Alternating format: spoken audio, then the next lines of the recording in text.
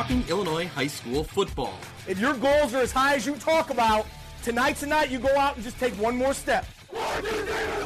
It's a view from the West. And it starts right now! Welcome into View from the West podcast, the podcast covering football on the western side of the state of Illinois. I'm Greg Armstrong, joined by my co-host, Kyle Kampmier. Kyle in the house today to talk some I8FA football on the western side of the state. We're here, of course, to talk Northwest Upstate Illini. So, Kyle, welcome to the show. Good to see you back in that studio. Excited to talk some football. Yeah, it's hard to believe that, we're in the middle of July, but the season literally is only a few weeks away already with everything moving up. Definitely glad to be back. It seems like it's been forever since we left Bloomington here back in November. Well, we'll be talking about a little bit of that day in Bloomington, a team we saw. We'll be talking a little bit about a team we saw the week before playing in Monmouth College in Amboy, winning a state championship. So when we're talking Northwest Upstate Illini, we're talking some 8-man football. It usually comes with some success year over year for the teams that you cover, Kyle. So we'll definitely jump in and get into all that. Mitch will join us later in the episode when we start talking about the NUIC and everything to look forward to in that conference. But we'll jump in and talk I8FA football to get us started here. Of course, a couple reminders. Go out and check out the episodes we already got in the archives this spring and into this summer. Our last episode, we kind of called it our kickoff to the 2026 season. The things we love about high school football. Kyle, did you get a chance to check out that episode, and did we leave anything out? What else do you love about high school football that maybe we didn't squeeze in there? You guys definitely nailed a lot of things, and I would have to agree with what both you and Mitch had stated. There was a lot of things that I had thought about that I enjoy about Friday Night Lights. There was a couple things you guys brought up that didn't even originally come to mind, like the homecoming stuff, but always a fun time, right? And I would definitely have to agree with Mitch. Homecoming in high school is definitely better than homecoming in college. Yeah, Mitch called it right out and said he had never been to a homecoming at Ambrose. He wasn't shying away from that one. So, yeah, he was definitely big on the homecomings on the Friday nights on the high school level. So if you haven't had a chance, go check that episode out. It's available anywhere you listen to podcasts and on our YouTube channel. Of course, we've been pushing it. We've been hitting it hard to like and subscribe to us on YouTube. We're now up to 975, just 25 away from getting to that 1,000 subscribers. That's very exciting stuff. We really appreciate it. We would love to get there by opening kickoff. I think we're going to make it. So that's really exciting. You can also find us on X, find us on Instagram, wherever you follow along. We love your support. Speaking of supporting the pod, there's still time to get involved as a sponsor. We're always looking for new ways to engage and to build up what we're doing here. And we'd love to have you along for the ride. If you have a business you want to promote, you want to partner with us, send us an email, sponsors. You can email us at viewfromwestpod@gmail.com, or donate. If you want to donate, you don't have a business, but you want to support what we're doing, you can donate to PayPal, paypal.me/viewfromwestpod. Any way that you can support the podcast, we love it. We thank you so much for that. Speaking of sponsors, we got to give a big shout out to Breedlove Sporting Goods. Kyle, we're in collaboration with some new merch. I don't want to give too much away, but it's really exciting stuff. We're kind of collaborating with NUIC Football, View from the West, coming up with some new ideas. And hey, when we throw crazy ideas out there, Abby from Breedlove seems to say, all right, we'll make it happen. So we love it. Yeah, no, definitely a lot of fun. I'm excited to see what the final proofs look like. Very excited. Can't wait to get my hands on some new gear, of course, but definitely looking at all of this new stuff that's about to come out. We're also looking at putting our own store together as well. On top of that, there might be some things in there that we might put out that we've kind of brought on over the course of the last year as well. We'll see. But should be a lot of fun. Definitely excited. Yeah, and of course, I should have mentioned, if you're not already, follow along with NUIC Football on YouTube and wherever you listen to podcasts, Spotify. They do a great product hyper-focused on the I8FA, which we're going to talk about today, and the Northwest Upstate Illini. Are you going to branch out a little bit to make sure you still cover some DUPEC this fall as well? I kind of have to, because, DUPEC technically is still part of the NUIC, but because of football, they're going to the Big Northern. And with that, yes, we are expanding coverage into the Big Northern this year. And I've also invited Logan to get us more insight from the WIVC specifically, but also other area teams down in the central, southern Illinois parts as well. So definitely trying to get more footprint into this season. And, I have Jay and Joe back on the I8FA side. We're adding Zachary Shimon with Logan on the NUIC football side. So it should be a lot of fun this year. All the names you're throwing out there, a wealth of information coming from those guys. They know their stuff. So, of course, if you listen to our podcast, make sure you listen to their podcast every week as well, because it gives you a little extra insight. What I really like is that you and Logan, and now bringing in Zach Shimon, what I like is that you've kind of expanded not just, NUIC football, or not just 8-man football on our side of the state, but really getting a statewide view of 1A, 2A, and that 8-man. You really kind of bring the information that, maybe fans of our area know their own schools, but they can really learn a lot about the schools from around the state. So bravo. I know it's going to be a great listen every week. Hey, I appreciate it. Like I said, I'm just really excited. We got a couple different changes coming this year. Adding more people to our panel as well is going to be a lot of fun for our state rankings. Really looking forward to that as we get more insight. Also working on a different style rating system as well. So hopefully by the time we get things going and a rating system up and running by after week 3, I would say, we'll have a lot more information to put out there. I mean, everybody knows I'm a fan of the HS ratings, but trying to create a different style of rating system, something similar to what Coach Dixon had brought up on Twitter back at the end of the year on how to make a better way to seed the playoff system, looking more in that realm of activity as well. So it should be a lot of fun there too. I was going to make the joke before you just mentioned it. So if you could come up with a good rating system, which I know you can and you will, can you then pass that along to the IHSA so then we can start, using it the proper way? That would be part of the backwards intent, I guess you could say. Okay. I definitely want to have something that we could at least satellite into more information. Yes. Yeah, perfect. Well, I'm excited for all that coverage. We, of course, love that you're here to bring, your knowledge to our preview of the NUIC and 8-man football. So before we jump into 8-man football, we mentioned Breedloves. We got to thank them. Of course, they sponsor this week's episode and every episode of View from the West. Breedlove Sporting Goods, Western Illinois' premier sporting goods store for uniforms, apparel, equipment, awards, and online team stores. They provide all the same sporting goods services as the big nationwide companies, but with a faster turnaround, and their uniform pricing is a fraction of what you're probably used to. They offer name brands such as Adidas, Under Armour, and Nike, and are extremely responsive with any inquiries. With a primary focus on the western side of the state of Illinois, Breedlove Sporting Goods is the fastest way to outfit your team.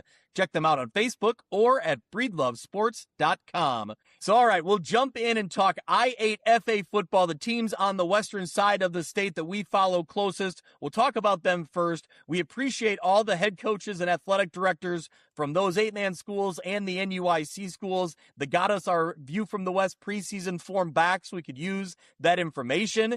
If you're coaches from around the area and you haven't filled that out yet, please do. The more information you provide, the better we can promote your team. Our conference previews are up and rolling this week. They'll be going week by week, going through the different conferences. Next week, we're doing the Lincoln Land Conference, so a lot of schools in there, that we want to get into. We still are waiting for some of those preview forms. If you get those back, we'd really appreciate it. And of course, we got to promote the second annual View from the West kickoff party set for Sunday, August 9th at the Other Bar in downtown Moline. Excited, Kyle? I'm hoping you'll be back in attendance. That is the plan. Love it. Absolutely love it. So Sunday, August 9th at the Other Bar in Moline, we'll be down there talking football, interviewing coaches live. You can watch it on YouTube live if you can't make it, but we really encourage everyone to get down there. It'll be a really good time. We'll have some food, some giveaways. It'll be a lot of fun. So, All right, let's hit a quick break here. On the other side, we'll talk some 8-man football. This episode of View from the West podcast is brought to you by Simulation Sports. In addition to golf simulators and batting cages, Simulation Sports provides golf club repair, custom fittings for driver shafts, and even private lessons for golf, baseball, and softball. Whether you're looking for a fun group activity or want to fine-tune your skills and equipment, Simulation Sports has something for everyone. Visit their facility at 400 South Main Street in Monmouth, Illinois, or go to thesimulationsports.com to start playing today. Shouldn't financial advice focus on you? I can help you plan for your financial future, from protection to saving to retirement. I'm Nate Neighbor, your Modern Woodman representative. Call me at 309-233-2656 or find me on the Modern Woodman website. Get to know your local Modern Woodman representative to plan for your financial future and learn about valuable member benefits. Modern Woodman of America. Touching lives, securing futures. Securities offered through NWA Financial Services, Inc., a wholly owned subsidiary of Modern Woodman of America. The View from the West Player of the Week is brought to you by Breedlove Sporting Goods, Western Illinois' premier sporting goods store for uniforms, apparel, equipment, awards, and online team stores. They offer name brands such as Adidas, Under Armour, and Nike, and are extremely responsive with any inquiries. With a primary focus on the western side of the state of Illinois, Breedlove Sporting Goods is the fastest way to outfit your team. You can check them out on Facebook or at breedlovesports.com. Hey there, local high school football fans. This is Sean Considine, a Byron Tiger and Iowa Hawkeye alumni and now an LPL financial advisor. I'm passionate about high school football because it's the purest form of the game where communities come together. You can find me in my Byron office most days until I run off to football practice. I'm happy to talk about football or the markets. I'll leave that up to you. I want to wish everyone across Illinois a safe, successful high school football season. Securities and advisory services offered through LPL Financial, a registered investment advisor, member FINRA SIPC. Welcome back in. Time to talk some I8FA football from the teams on the western side of the state, the northwestern side of the state here. A lot of Northwest Upstate Illini teams, but some other teams that we have in our area, more from the Lincoln Trail with Galva, Ridgewood, West Central. So we'll get into those schools. But first, Kyle, before we get up and going here, I want to talk about there's been a little shuffle in the I8FA conferences and divisions again. So kind of give us a brief history, because last year they kind of divided some schools up, some traditional teams that played each other. This year they kind of brought them back together again, and we're going to talk about some of those, heavy hitting teams all back in the same conference. So give us a brief kind of rundown on who's with who again. Yeah, they just made some slight adjustments to what they were, renamed them a little bit. It wasn't too drastic, but there are some changes. So like the new Northwest Division has all of the NUIC teams back in it with the exception of AFC. So it's Amboy, Milledgeville, Orangeville, Polo, River Ridge, and West Carroll. Yeah. Then if you go over to the new Northeast Division, you have Alden Hebron, Hiawatha. AFC slips into that one. Christian Life, South Beloit, and Westminster Christian. And then there's the Central West Division, which was where Amboy was last year. They move out, so the new Central West Division is West Central, Galva, Peoria Heights, Ridgewood, Bushnell, Prairie City, and West Prairie. So pretty much that division is all the same with the exception of Amboy moving out of it. The Central East Division has a lot of familiar foes with Flanagan, Cornell, Woodland moved out of the West Division as well. They moved into the East Division. So MCP, Flanagan, Cornell, Woodland, St. Anne, Blue Ridge, St. Thomas More, and a new addition this year is Kankakee Trinity Academy. This is the first time they've ever had a football program, so that'll be interesting to see what comes of that. And then in the South Division, they are up to 9 teams. Most of them are still familiar from last season. Pawnee, South Fork, Metro East Lutheran, Meridian Oblong, Pal Hut, Martinsville, Decatur Unity Christian, and then Cerro Gordo is the new team into the I8FA ranks, and they are also in that South Division. Okay. I think the biggest thing that stands out to me, and Kyle, we were talking about it yesterday through text is that Amboy, Milledgeville, Polo, Orangeville, West Central or West Carroll, and River Ridge all back together in one division. So it really is, like you said, outside of Ashton Franklin Center, it really is like the Northwest Upstate Illini division of 8-man football. You like that? Because it's a lot of, you're beating up on each other throughout the year, but the iron sharpens iron, as they say too. I do like that. I like the fact that everybody's back together. Maybe Milledgeville and Polo and Orangeville might not like it so much, considering that Amboy's been at state 3 consecutive years in a row, or 4 consecutive years in a row, winning 3 years in a row. But with that, I do like it. Like you said, it is an iron sharpens iron type of thing. And I think by doing it that way too, we tend to see a better separation of teams when the playoff seedings come out, which if you're a fan up here in the Northwest corner, you like to see our area teams do well. Yeah. Now, obviously, other teams around the state are still trying to catch up. We saw a lot of teams start to make bigger waves last year, such as South Fork. Pawnee was still a player. St. Anne definitely got much more improved. Metro East Lutheran was another team that was more improved. And West Central is starting to come back into the mix and fold as well. So there's definitely a rise up in how the 8-man game is being played as more teams are becoming more used to playing at that level. And with it, I think as far as the NUIC part of it, I definitely enjoy seeing Amboy back in the mix with our area teams. Yeah. Like I told you, I think geographically it makes sense, right? It is exciting to see them all back in the mix together, because it felt weird to kind of have it as a non-divisional game, or they were playing outside of their division to play Amboy, and some teams didn't play Amboy last year, I don't think, based on just kind of the way the schedule's shaked out. So I think it's exciting. Was the only one. Yeah, yep, they had that game against Milledgeville, that's right. So yeah, I think it is exciting to have them kind of back in the mix for that way. It leads to good matchups for us, right? A lot of good talking points throughout the year. So all right, we're already talking Amboy, so let's jump into the Amboy Clippers. So they've been to the state championship game 4 years in a row. They've won it 3 years in a row. So really building a dynasty here in 8-man football. Head coach Scott Payne really has the Clippers playing. I mean, they are the top of the tops when we're talking 8-man football. They've established themselves as the dominant force in 8-man football now in its existence that goes back, is it 10 years? About 8 or 10 years now?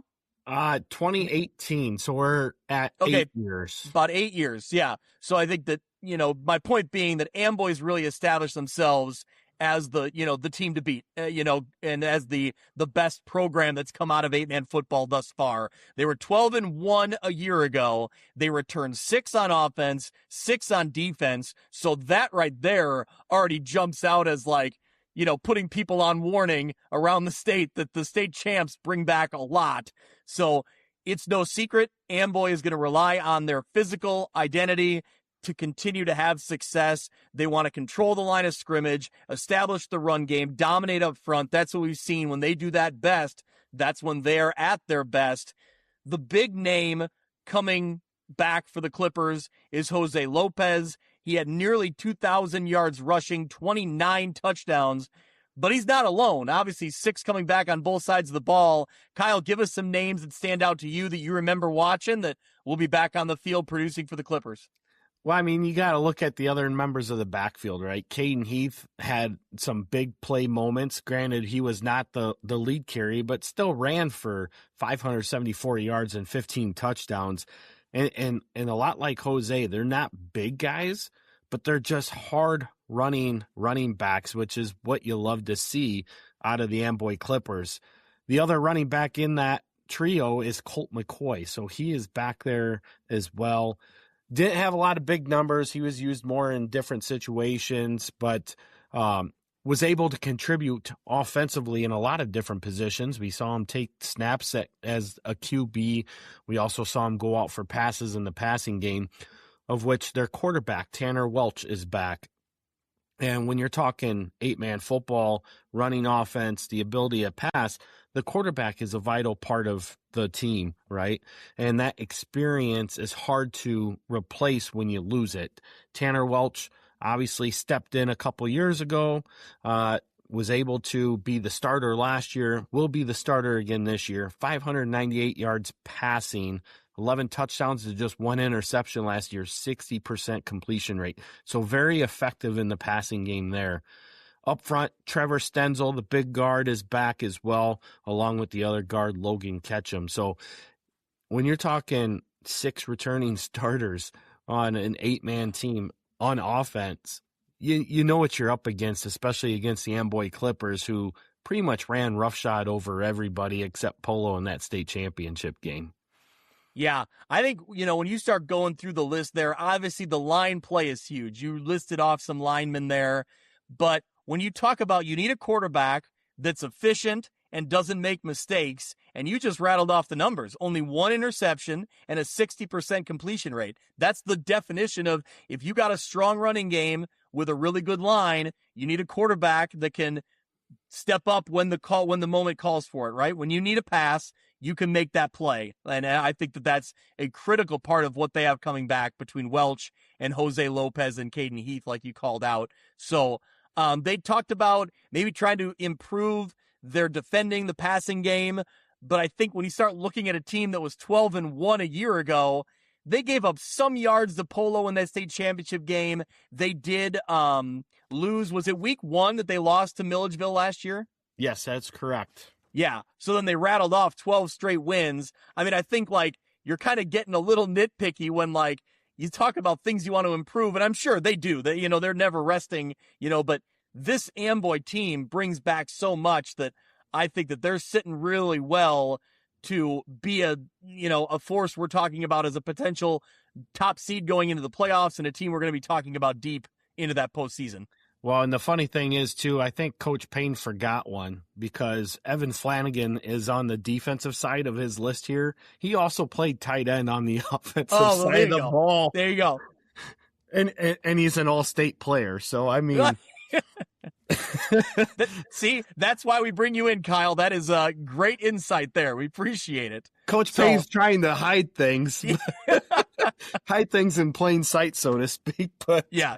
There you go. Amboy is definitely going to be what they were last year. And yes, I don't want to be remiss of Milledgeville. Their competitions with Milledgeville, obviously losing in week 1, a tough semifinal game there as well ahead of the state championship. So realistically, the 2 teams that could have competed with Amboy were that of Milledgeville and Polo, who happen to be 3 of the top teams in the state over the past 5 seasons, now going into another season here in number 6 in 2026. Yeah. So like you talked about, Amboy's biggest opponents over the past couple years, Polo and Milledgeville, both sitting in this same division. So we'll keep moving along here. We'll talk about the Polo Marcos. Ted Alston and his team were 11-2 last year. State runners up. They returned 2 on offense, 3 on defense. So not the big number that Amboy returns, but I tell you the one big name they return is Mercer Mumford. He did a little bit of everything last year for them, and he's back again. That's a huge piece that if you don't have huge numbers coming back, if you got a guy like that, that's a great place to start. Give me kind of his details and his numbers and then who else he's got around him. Well, Mercer is one of those kids, if you remember correctly, he wasn't going to go out for football last year. He was just tired and then realized that he better go out for football because he knew that he could help impact what Polo could do.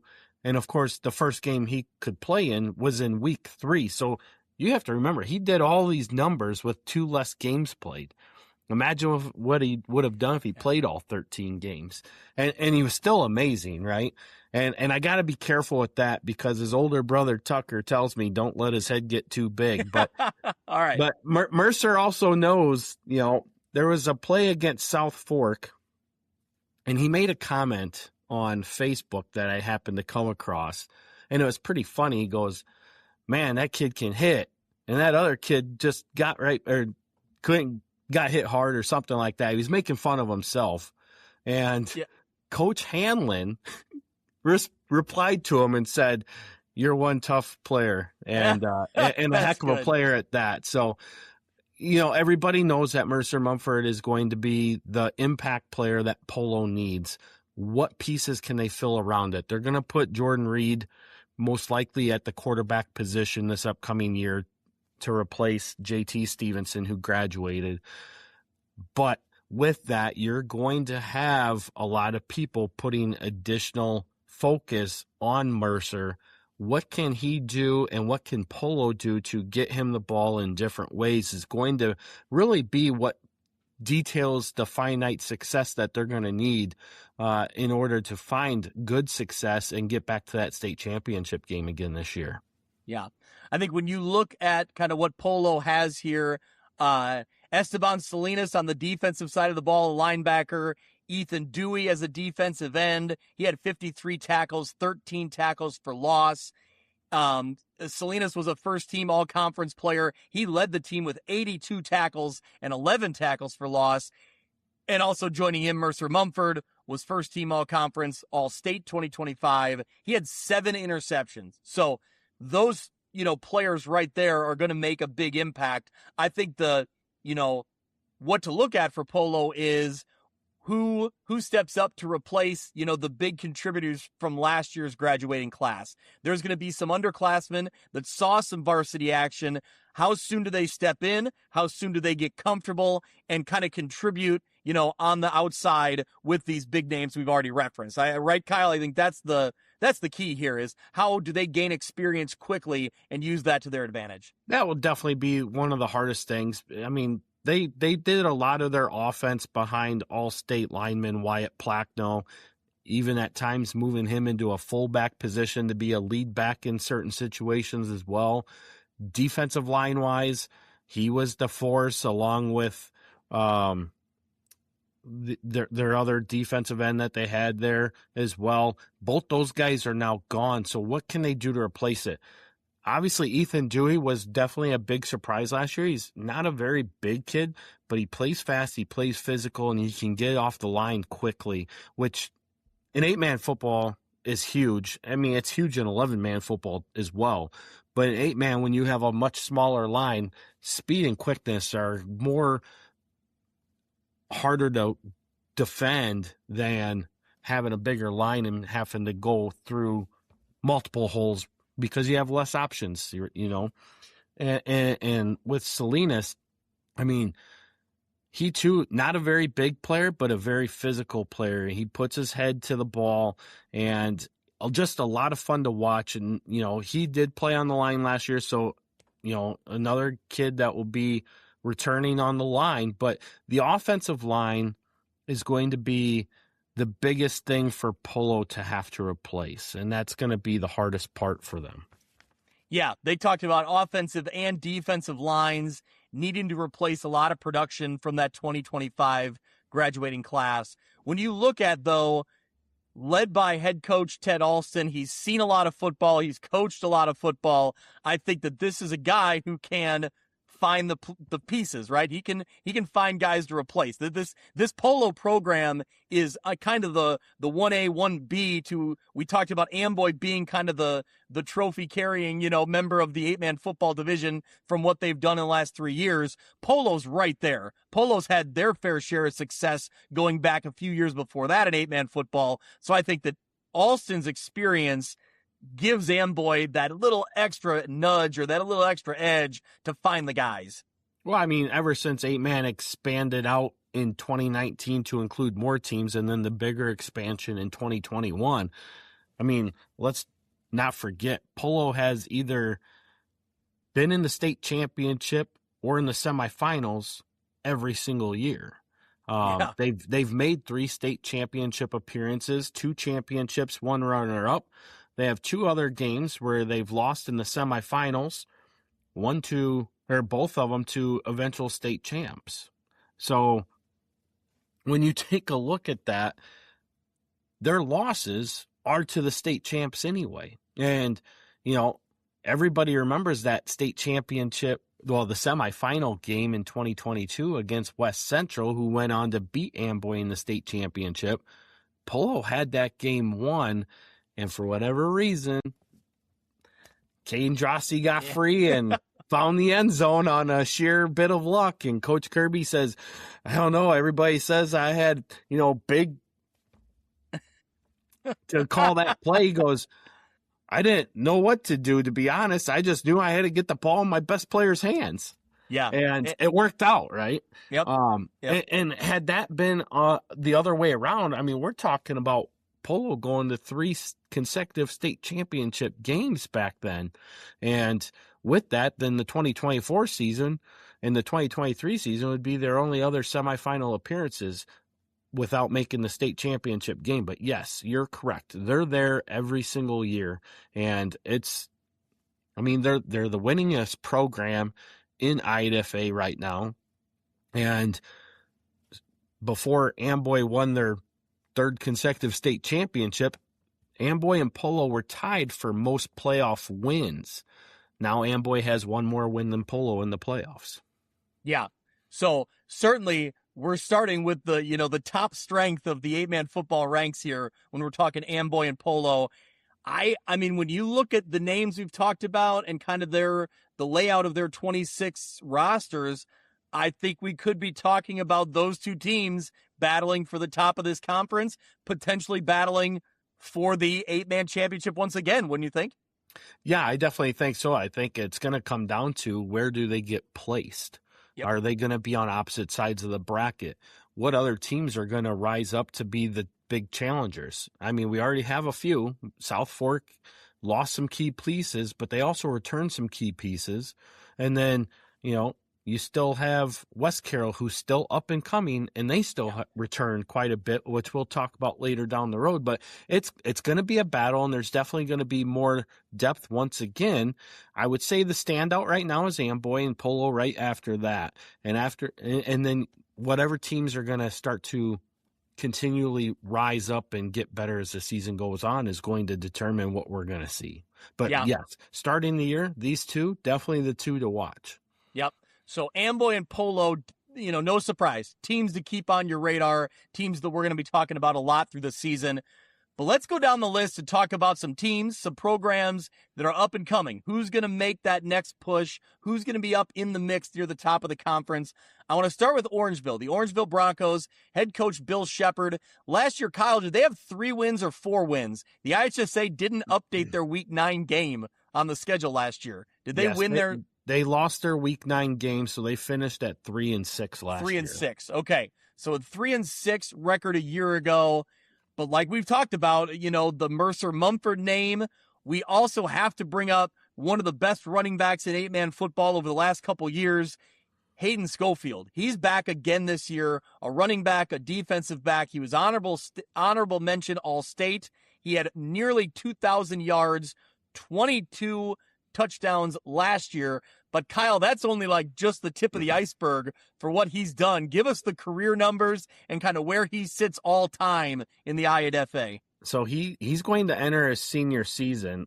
Let me back up though. He ran for those almost 2,000 yards last season after suffering a separated shoulder in the Week 1 game 3 plays in their offensive series of the season, and played that way the entire year. That's tough because with it, he also had a torn labrum too. And that's not easy for anybody to play with. And he was able to gut it out and do what he did last year in just 9 games. I mean, he was the second leading rusher and only played 9 games. I mean, had he played in the playoffs, he would probably have finished as the leading rusher. He led the I8FA in rushing the entire year. But going into his career numbers, he did move up to number 4 all time on the I8FA rushing list. Sits at 4,451 career rushing yards currently. Also has 55 career rushing touchdowns. So he needs another, if he can replicate last season or even his sophomore season, He needs 1,653 yards to become the new rushing king in I8FA, which would pass Caden Drosty, who finished his career with 6,103 yards. Now, as far as touchdowns go, he's going to need a lot of those because he sits at 55 career rushing touchdowns. Drosty had 105. Oh, he might not make that record. Yeah, but the rushing record, he could definitely see happen, provided he gets some good line play in front of him. Man, we need to pause there and do like a tip of the cap again to Caden Drosty. Man, you forget about some of those numbers when you get a couple years removed from it, but what he did was unreal. So anyone listening in West Central, yeah, it was definitely fun to watch. Anybody listening in West Central, they remember it very well. So Hayden Schofield's going to be the one to watch for, and I'm sure he's going to get a lot of attention. There's some other guys here coming back for Orangeville. Who needs to step up? What names do you see here, Kyle, that they need to produce to help Schofield and to help this Orangeville Bronco team kind of make that next step?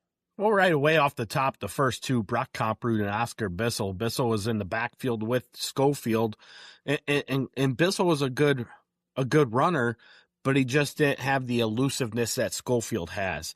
They're going to need Bissell to be able to gut out some tougher yards in order to take some focus off of Schofield. If he can do that, then you can definitely open up that run game more for Schofield as the season goes on. Komprud last year was the quarterback, was not effective passing-wise, and some of that I would blame on the line play, so to speak, because he just didn't get a lot of time. And, there wasn't a whole lot that he could really do because he was always getting pressured out of the pocket. With that, if they do move him to an actual running back position, he's a very athletic kid.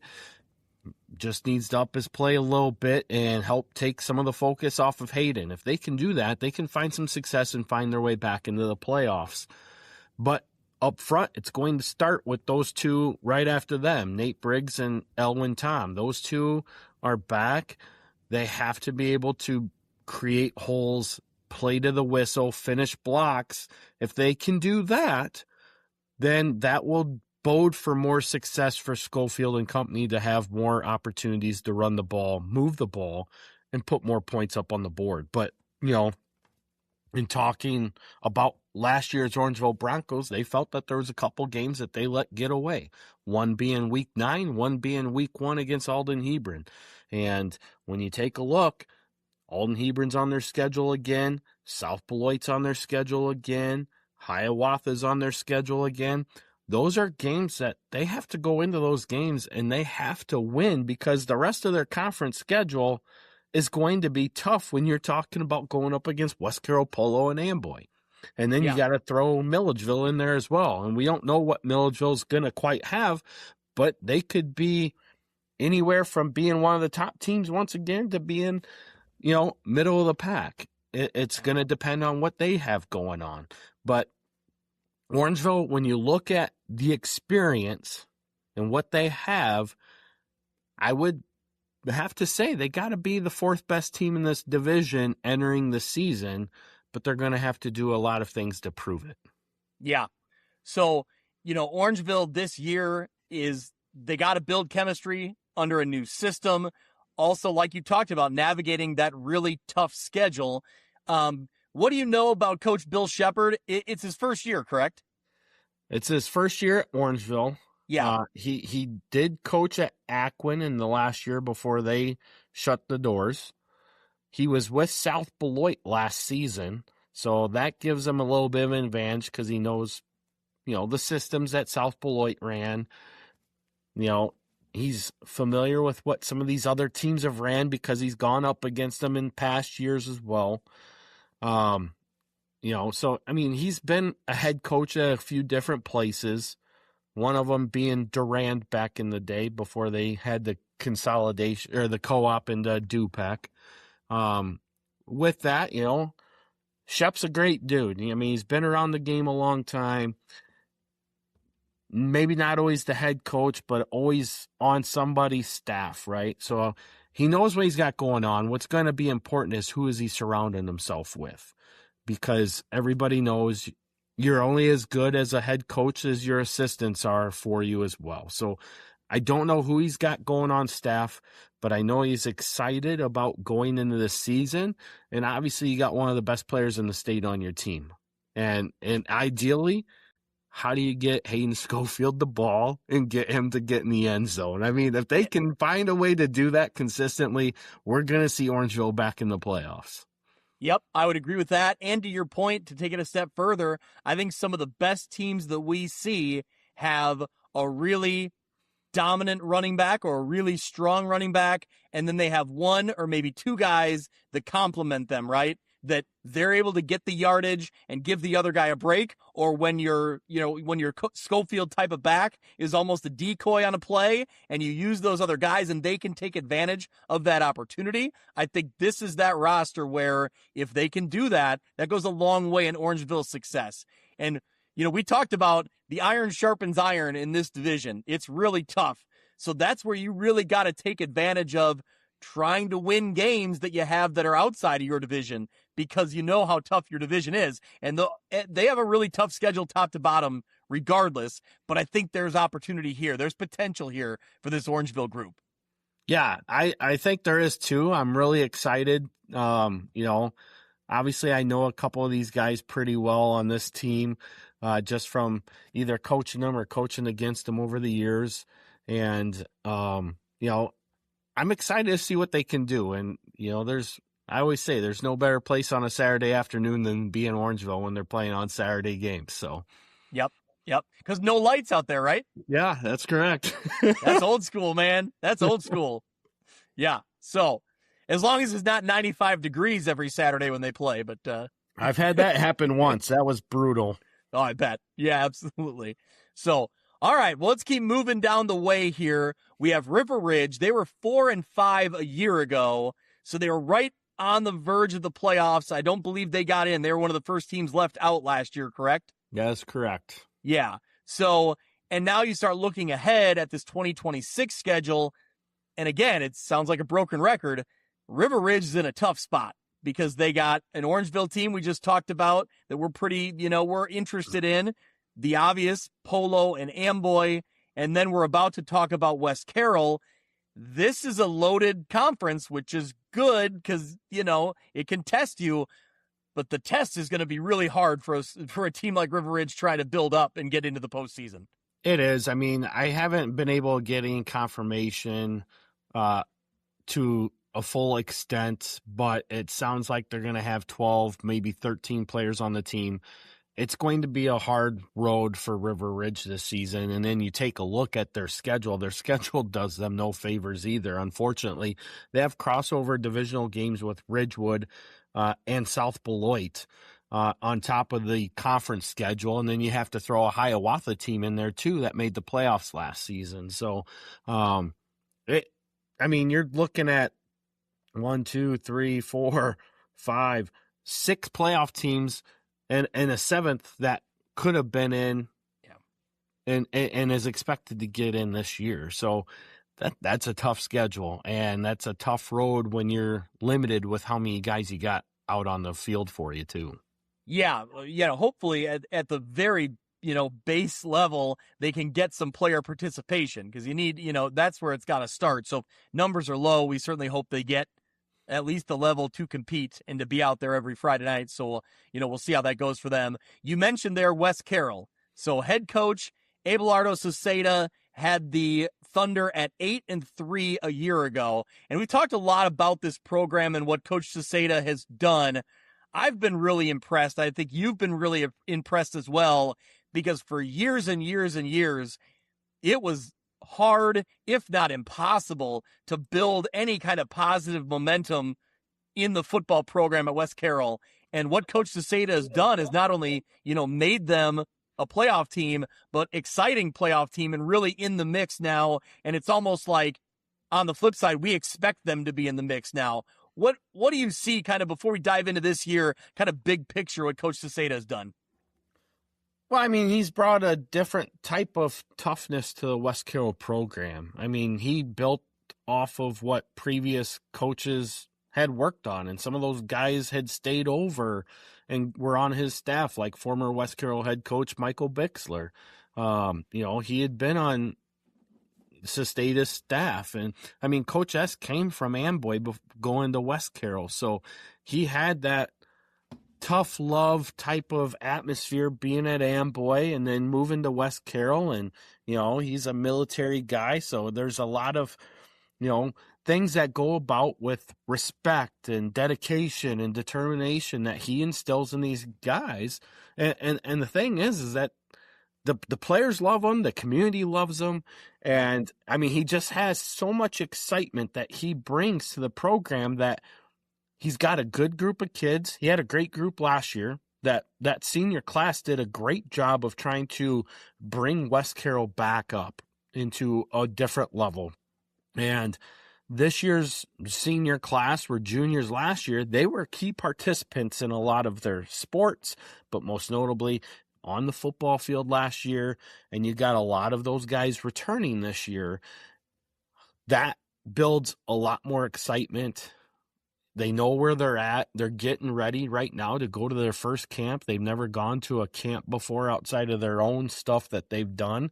And so he's working on getting them to that and just raising the entire level altogether. And you take a look at it, I mean, they've been in the quarterfinals now 2 years in a row, albeit they've lost to Polo both times. So they've ran into the Marcos.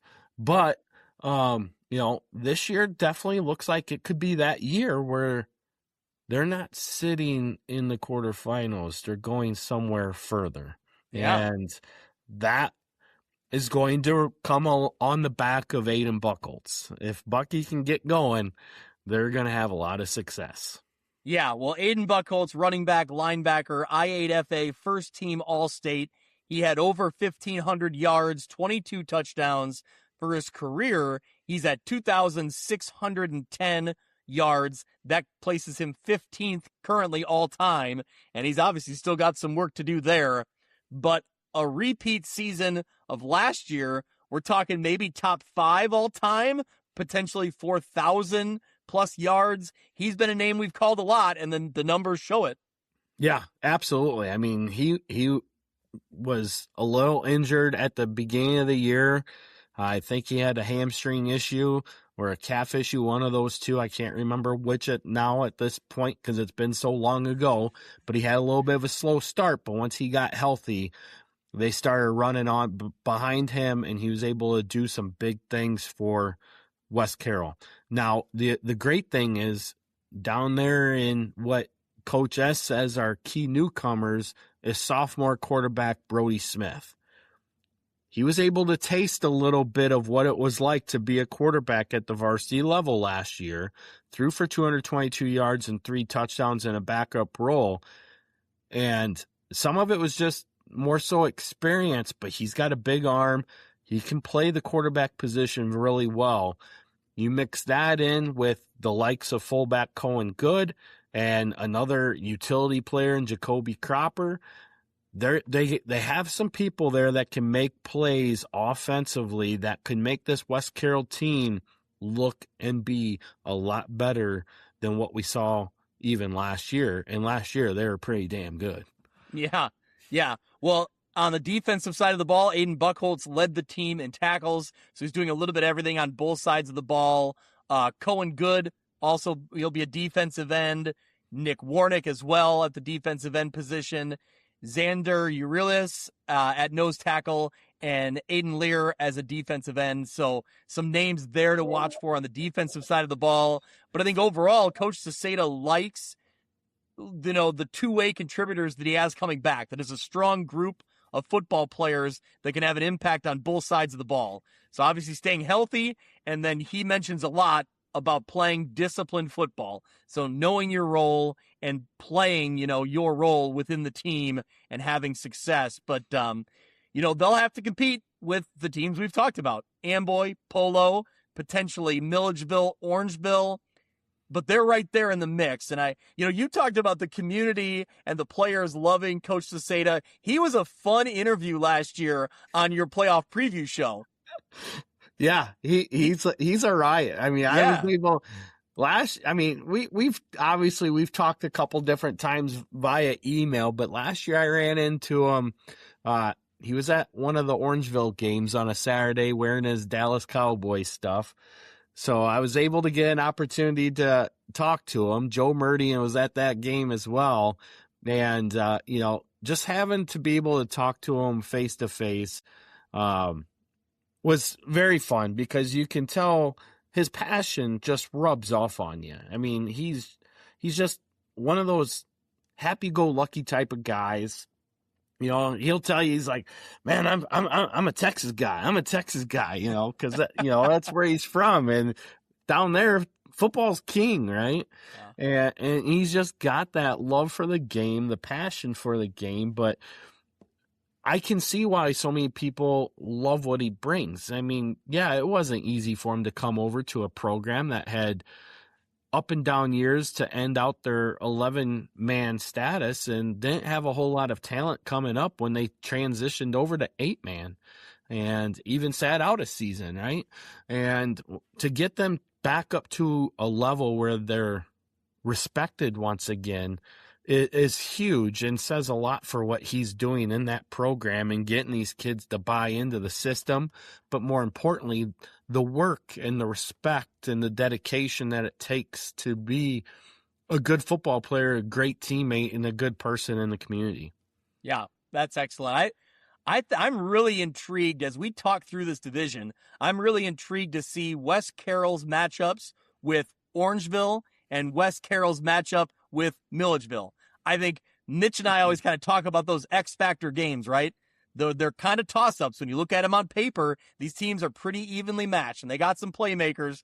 Who wins those critical matchups? We're going to find out as the season rolls along. It's just like the Northwest Upstate Illini 11-man, which we'll talk about in a little bit here. This division is really fun in that same way. So we mentioned Milledgeville. Let's get into Milledgeville. The Missiles, Jason Roble, there as head coach, 11-1 a year ago. They went to the I8FA semifinals, but they did have the only win over the eventual state champion Amboy back in week 1. So they can hang their hat on that, but this year's a different look and a different feel for Milledgeville. They graduated 10 seniors that had a ton of success for that Missiles program over the last 4 years. So there'll be at least one very familiar name, some other names that I'm sure we're going to learn, but this Milledgeville program, they'll have to replace some talent for sure, Kyle. Yeah, I mean, it's hard when you're replacing 6 seniors that were key players over the last 3 years, going 31-5 in those 3 years, a quarterfinal appearance, a state runner-up, a semifinal appearance. Very hard to replace all of that talent. And let's be honest, those Milledgeville boys that left, they were some big boys. So you're missing out on some of that size as well. But, what we've seen out of Milledgeville over the last few years is they don't always have to be the biggest team to be one of the best teams. And that's one of the great things about 8-man football, which I kind of said a little bit ago, is you can go and have a smaller team as long as you can play fast and stick to your assignments. You can find success. The biggest thing is you have to be tough-nosed. You can't be afraid to go hit somebody. And that is exactly what Coach Roble preaches to these guys every single year. And that's why, they find the success that they have. Milledgeville's always been one of those programs that's always been on a roller coaster depending on the talent that they have in there, but Roble has been there for a long time now. And so he's been on the low sides, but he's also been on the high sides as well. And, obviously for all intents and purposes and with their overall enrollment where it's at now, them moving to 8-man football was by far the best decision that they could have made outside of getting into a co-op with another school, just for the fact that they weren't going to compete in 11-man football with what they had. They just couldn't. And here they can find success. They've found success, and they play hard, and it's fun to see. And you talk about, they can hang their hat on the fact that they beat the state champs back in week 1. Let's not forget, Milledgeville was ranked number 1 in state going into the playoffs, and they lost a very hard-fought, close game to Amboy in that semifinals, 18-8. It would have been fun to see what would have happened had Milledgeville got to state and we had a blacktop rivalry at the state championship game. Yeah, well, and we've certainly heard it from Coach Payne over at Amboy that we've, picked Milledgeville in years past, and Amboy has proved that wrong. But yes, you're correct. I was really big on Milledgeville throughout the middle of last year because of that week 1 win.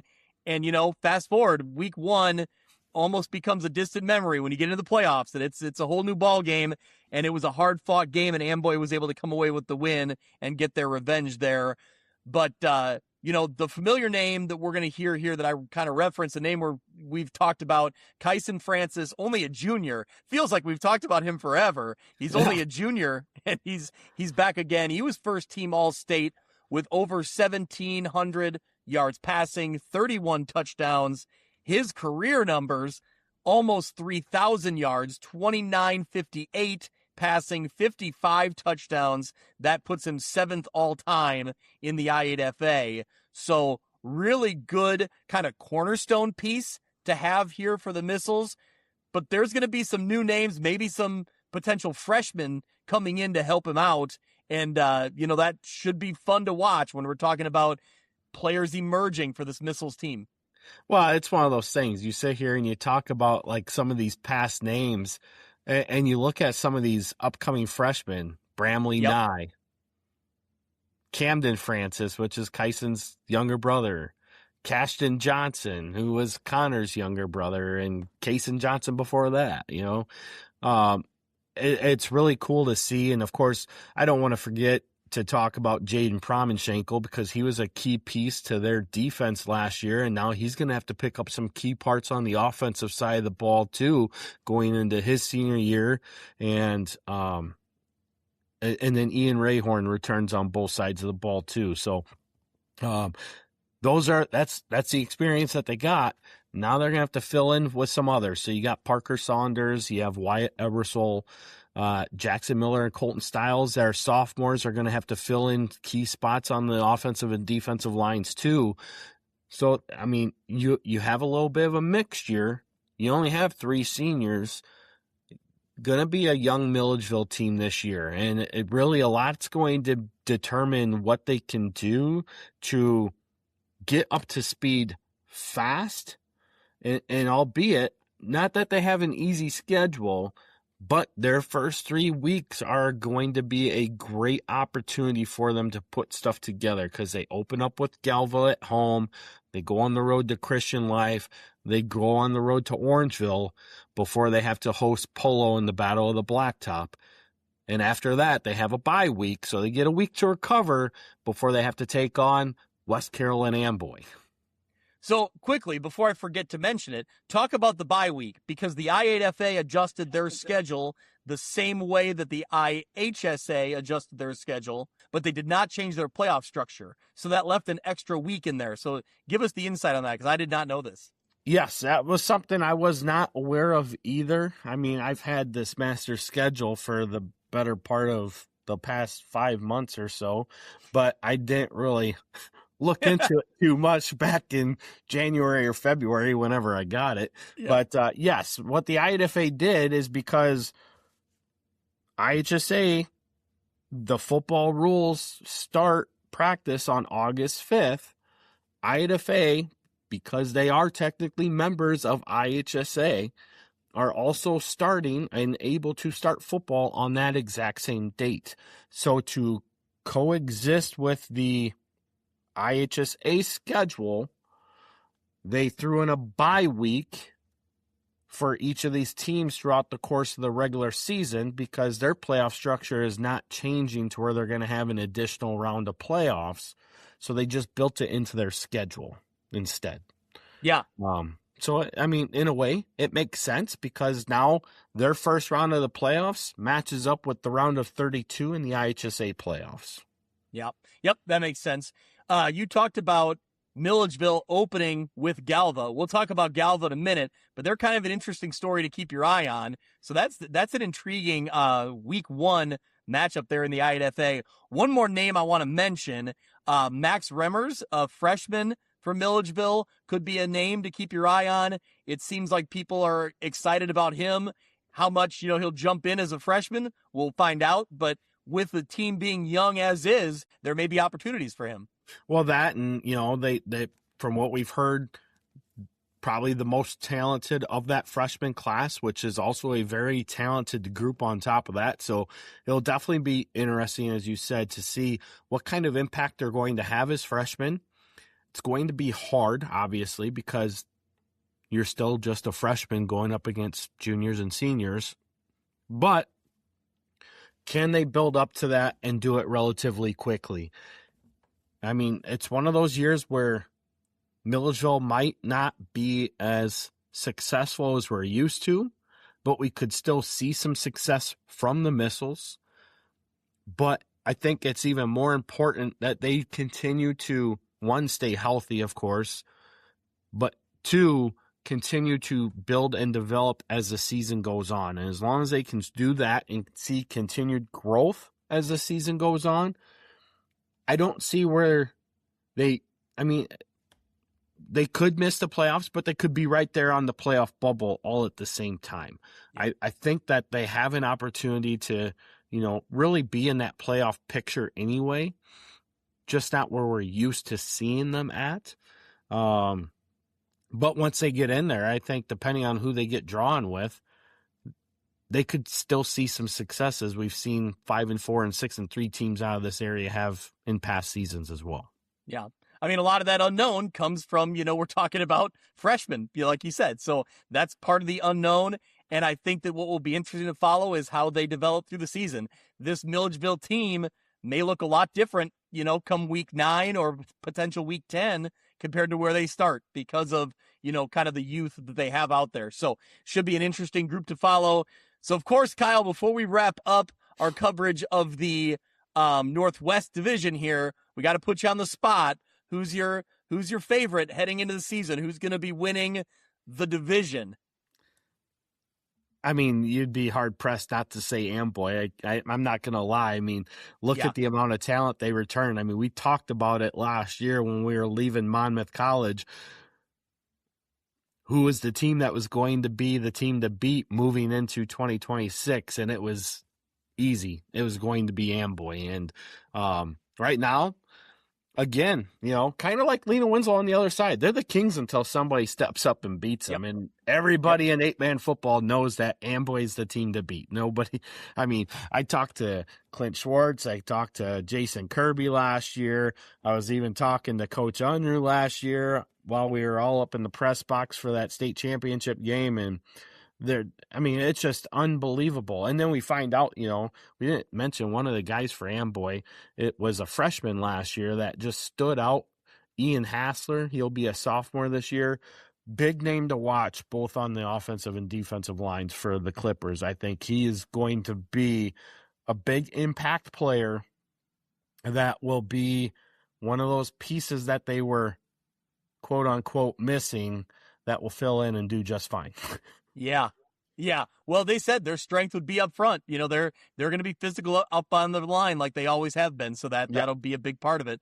So yeah, I'd love to have a hot take here and really try to create some buzz, but I can't do it. As we joked earlier, I've made the mistake of picking against Amboy before. So I'm not doing it this time. I think that for all the reasons you said, I got to go with Amboy at least to start the season here. So it'll be interesting to see it play out, as it always is. I think having all those schools back together in that division makes for a lot of fun, makes for a lot of good matchups week in and week out. So we'll see how it all plays out. But I would agree that I think Amboy's the favorite heading in. All right. Before we wrap up our 8-man coverage, let's move to the Central West Division. And not to be confusing, but West Central is in the Central West. Yeah, very interesting, right? Yeah, so there you go. There's a word salad for you. But no, all jokes aside, the Heat head coach Jason Kirby had them at a 7-2 record a year ago. They return a lot of valuable experience on both sides of the ball. Several players had a lot of meaningful varsity reps, so that's great starting with. They want to improve on the defensive side of the ball, and they obviously staying healthy and developing the players that are on the younger side of things. That's kind of some of the keys heading into this season. But Kyle, when you look at some of the names along the way here, the impact players, Colton Spence at quarterback, Graham Kelly at fullback, Aiden Garner at a tailback, and then a couple offensive linemen, Caleb Cook and Davion Price on the offensive line. I think, when you start looking at what West Central's done the last few years and looking at the division as a whole, I think this may be one of the early favorites, not to spoil the whole conversation because there's other teams I'm excited about. But I think on paper and what they've done in recent years, this is a team that you look at and think they could be in the mix to win the division. Yeah, I mean, you'd be hard-pressed not to say that. I mean, obviously, we haven't seen much success out of BPC and West Prairie. The most success has come out of Ridgewood. And, of course, when we get to it, Galva is definitely a team that we're going to be watching along with Ridgewood. But when you take a look at what West Central has returning, they return the most out of all these teams, and you got some great pieces there. And like you said, they were 7-2 last year, really 7-3 because you got to count that first round playoff loss as one. Sure. But that they lost to West Carroll in the first round of the playoffs, and they lost to West Carroll in the first week of the season as well. And then their other loss was to Amboy. So they were right there in the thick of the conference race until they faced Amboy. Unfortunately, they did get throttled in that game, and West Carroll did a number on them in the first round of the playoffs, but they were a young team, and it was kind of expected because even last year, Amboy was the team to beat. Everybody knew it, and the only other team that we were really talking about most of the year was Milledgeville, and then we started to see Polo come up, and, that's going to change this year. Like I said, I mean, yes, Amboy is obviously the team we're talking about, but West Central is definitely, especially with Graham Kelly. I mean, that kid was a difference maker last year. I can't remember, was he a freshman or a sophomore last year? Either way. I don't have his. Either way, he was young, right? You got another year of experience here. I mean, he's still, even if he is a junior now, he still has 2 more years of football under his belt. And if he was only a freshman last year, he's got 3 more years. And he was that much of an impact player for them last year. So another year older, with all these guys coming back, and Coach Kirby has had a lot of experience at a lot of different stops. I think he's got more stops on his resume than any coach in the I8FA right now, which just means that he's been at a lot of different places and seen a lot of different things, and now he's here, and he's a state champion coach. He knows what he's doing, right? Yep. I am excited to see what the Heat can do because you get down there in Biggsville, and that's a very proud community, and rightfully so. Yep. Couple newcomers or maybe some players to watch. Gage Troutman is a junior. Jackson Rygard is a junior as well. Both players expected to provide contributions, and that's a key part of things is getting some new names, some newcomers, or some names that maybe had a lesser role in years past, jumping in and becoming those guys on the defensive side of the ball. Davion Price, who we referenced on the offense, he'll be a linebacker. Graham Kelly, who you talked about, will be a linebacker along with Cooper Gibb. Defensive backs, Blake Ricketts, Colton Spence, Noah Johnson on the defensive line, some names there that will have an impact for the Heat. But yeah, I think when you start looking through the division, I think they're a team that could be in the mix here, talking about winning the division. The other team that I want to talk about that I think that I'm pretty excited about based on what they did last year and kind of what they're growing into is the Galva Wildcats. So head coach Zach Anderson for the Wildcats led them to 5 wins last year. They lost in the first round of the playoffs to South Fork, but back again this year for them. Their big impact player was MJ Lauk. He was literally listed as quarterback / wide receiver / running back. So we got our own version of Cordell Stewart here, slash, for the Galva Wildcats. So, and it's for good reason why he's listed in all these positions. He had about 5,000 rushing yards. He had another somewhere between 200 and 300 yards receiving, and he threw for about 400 passing yards. So, holy cow, 5,000 rushing yards. Sorry. 500 rushing yards. That would have been a really, really great season. He had a good season as is, but no, 500 rushing yards. He had 15 total touchdowns. He also had 2 kick returns for touchdown, a punt return for a touchdown, 1 interception return for a touchdown.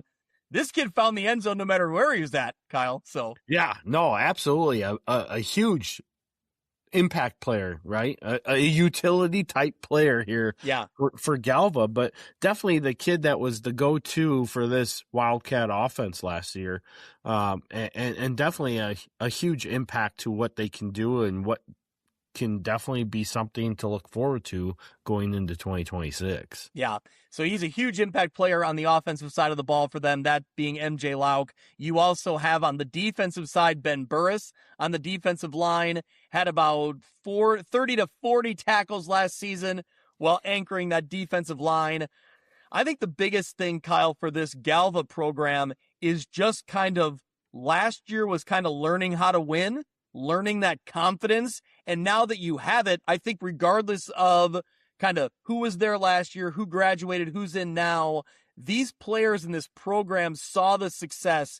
They saw what's possible. And I think when you have some pieces there to keep building, that confidence goes a long way.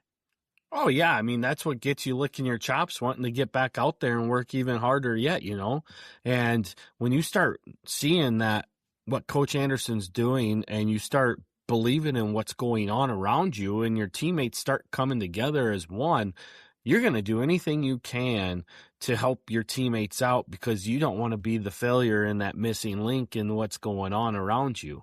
And it just raises everybody's level of play. And that's exactly what we're seeing out of Galva. And, you made the playoffs, and now it's, what can we do more? Can we build on a 5-5 record? And can we get even further yet, get a higher seed? And, now let's try to make it to the quarterfinals and see what happens. And, I think Galva is in that position where, we take a look at the list of the top 20, right? And granted, we're just going off of recent history. So I think some people are thinking this is our official state rankings to start the year. It is not. This is not a state ranking, but we had Galva listed as the 20th of the top 20 teams to watch going into this year. Yeah. And we've already heard that they're too low, which is fine. That's great. Yeah.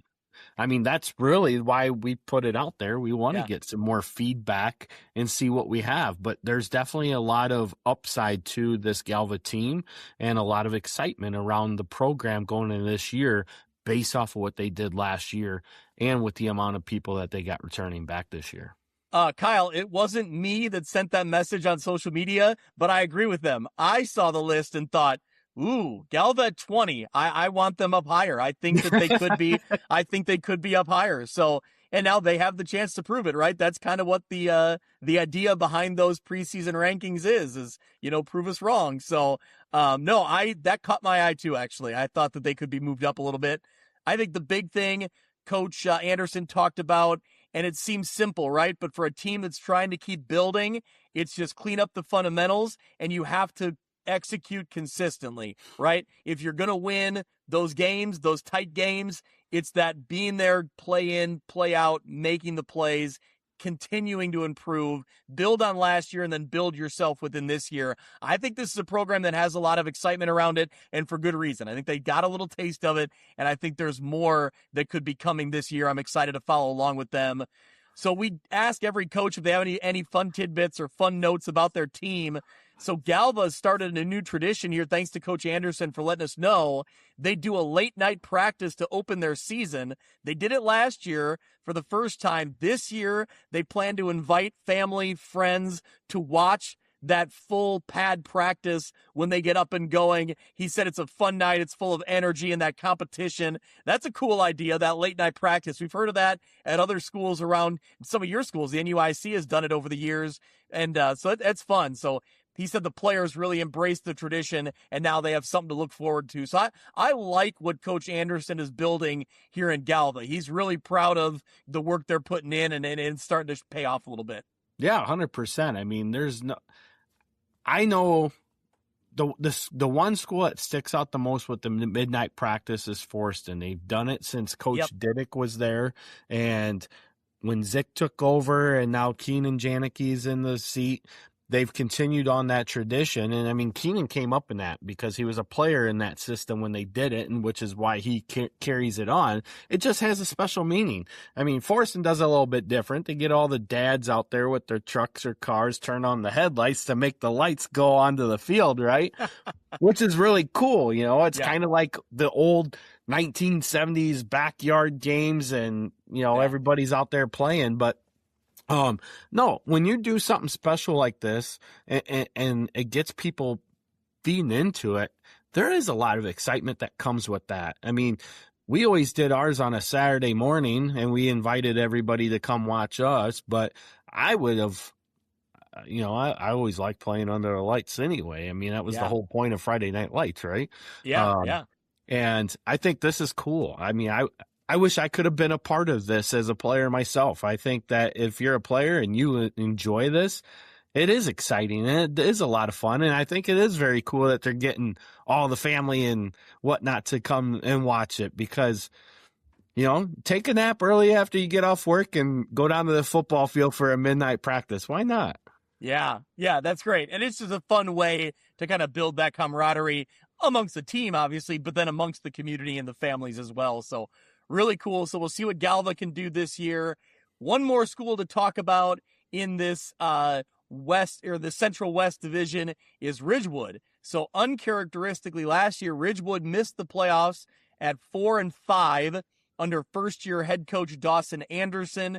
They got a handful of names here back, so some production returning. One of them being Hayden McCleary Larson. He's a senior running back, all division in 2025. He had 536 rushing yards, 5 touchdowns. You also have Marshall Sasmore returning as a two-way contributor on the offensive and the defensive line. Carter Hayes on the line as well, provided 28 tackles last season. But then a couple names, Byron Couture, I believe he had a sibling. That's a name we've heard before for Ridgewood. So I believe he had a sibling or a relative go through the program recently. Riley. He's a senior. Yep, Riley. Yep. Senior running back there. Crew Roberson, a sophomore running back at the quarterback position, or another running back, another name I believe we've heard before, Sandberg. Rob Sandberg, now a sophomore running back. So he's hoping to contribute. He's looking to contribute a little more this season as a sophomore. Carson Hancock as a sophomore quarterback. He had almost 500 yards and 9 touchdowns. So some of the names we listed there, McCleary Larson is a senior, but then a lot of sophomores in Roberson and Hancock at quarterback, Sandberg at the other running back, Camden Gailey also at tight end as well. So there's some names to watch on the offensive side of the ball for Ridgewood, but it was uncharacteristic to not see them in the playoffs. They were a team that played really high level football for several years there under Coach Elder. So what do you see here that if they can get back to that level? Oh, I think they are. I think they're gonna get there. They were 4-5 last year, and I think if you look at their schedule, they could have found a way to get 5-4. Right? There was one 4-5 team that made the playoffs, so Ridgewood was the first team out. But with that, I think that you have the experience here coming back. Yes, you have some younger guys that are going to build into there, but Crew Roberson as a sophomore was a big playmaker last year for Ridgewood. So he got a lot of experience last year. Same defensive wise with Rob Sandberg. Obviously his older brother Wes was on the team last year, so he was able to, probably learn and grow from that and being able to play with a brother, right? But, I take a look at again, we go back and list the top 20 teams to watch for, and we had Ridgewood at number 14, and, already hearing feedback. Ridgewood needs to be higher. So, again, another program with a lot of excitement here, and rightfully so. You have a lot of athletes here that are going to change this program and get them back above the hump and get them into the playoffs. And looking at their schedule, I can't see why they wouldn't. I mean, they are going to have a tough schedule. They have Polo on their schedule. Obviously, they have the conference game with Galva and West Central. They had an FCW team on there, which was in their division last year, moved out this year. And then the last game is against South Fork, who is going to be probably the top team in the South Division once again this year. So is it an easy schedule? No. Do they have an area where they could pick up 5 wins? Yes. Are they going to have to maybe pull up an upset to get a 6 win? Yes. Is it possible? Yes. So rightfully so. A lot of excitement for this program, and I am expecting to see Ridgewood back in the playoff picture. Yeah. Well, I think a big game for both schools will be that Ridgewood-Galva game. It was late in the season last year, and Galva was able to come away with the win, get themselves into the playoffs, and that essentially knocked Ridgewood out. So I think that this year that rivalry is going to exist and be very relevant to how things shake out. I mean, for Ridgewood, it's, no secret what a lot of teams say. They need to get back to their identity and, return to the fundamentally sound football, balanced rushing attack with multiple backs sharing the workload with those names we talked about. So that'll be a key. And we talked about it with other programs earlier in this episode already.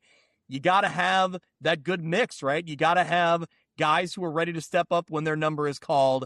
So if those guys are there and ready to do it, I think that Ridgewood could be in the mix here, but it's going to be a fun division to follow along with. So we've talked about the schools from our area, that being West Central, Galva, and Ridgewood. As we talked about early in the show, they're joined in that division by Peoria Heights, Bushnell Prairie City, and West Prairie, a little bit farther outside of our coverage area here. But I think, Kyle, the winner of this division is going to come from one of the 3 teams we just talked about.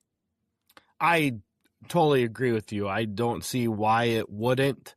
I don't think that there's enough strength within the division for it not to come out of those 3. I know that, Bushnell Prairie City is looking to improve drastically this year as well. I haven't received a whole lot of information from them yet, but I've already seen some comments floating around that, they're looking to have a good season or build on last season, I should say. And maybe they will. I mean, historically here in the recent years, they have not been a strong opponent, so to speak, but they have been in the playoffs.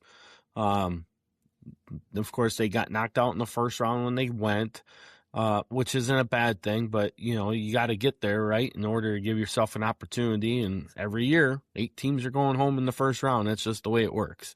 But you got to be able to get there first. And, I think you're right. I think that I think West Central would be the leader right now. If you have to go off of the experience, I think Galva does have the edge over Ridgewood. But like you said, that was a tough game, and you're right. Now that you mentioned it, I recall that game. Last year I had Ridgewood slated to win that game and projected to be in the playoffs, and Galva came through with the upset. So very interesting. I was on the Galva hype train last year, so I had called Galva to win that game, and they followed through with it. So hey, you knew what you were talking about.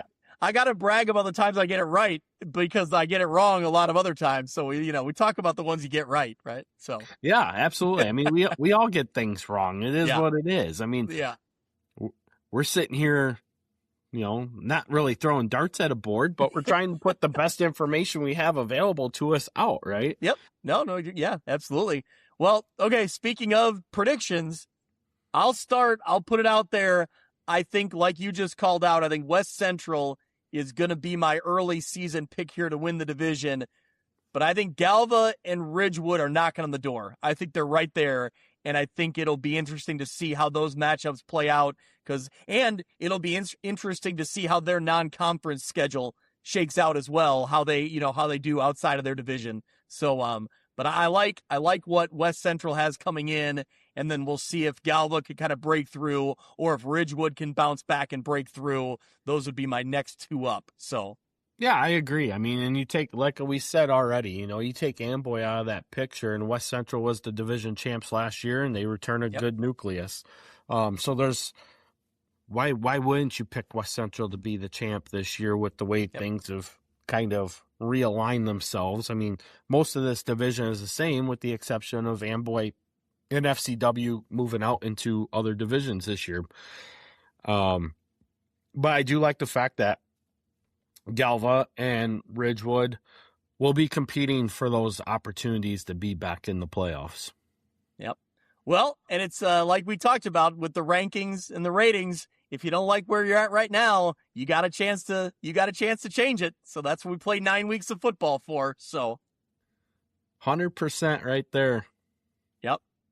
All right. Well, should we take a quick break and then get into the Northwest Upstate Illini 11-man football here? Yeah, let's go. Take your quarterback play to the next level. Train with Dean Passing Academy. Learn directly from Braden Dean, former Rock Ridge standout and the Midwest Conference Offensive Skills MVP at Monmouth College. At Dean Passing Academy, quarterbacks receive elite instruction focused on mechanics, decision-making, and game-like situations pulled directly from film. Serving the Quad Cities metro area and beyond, call 309-798-1094 to learn more and schedule your training today. View from the West podcast is brought to you by First Wealth Financial Group. Do you have a comprehensive financial plan or simply an investment portfolio? Are your investments part of a coordinated strategy aligned with your goals or a collection of products accumulated over time?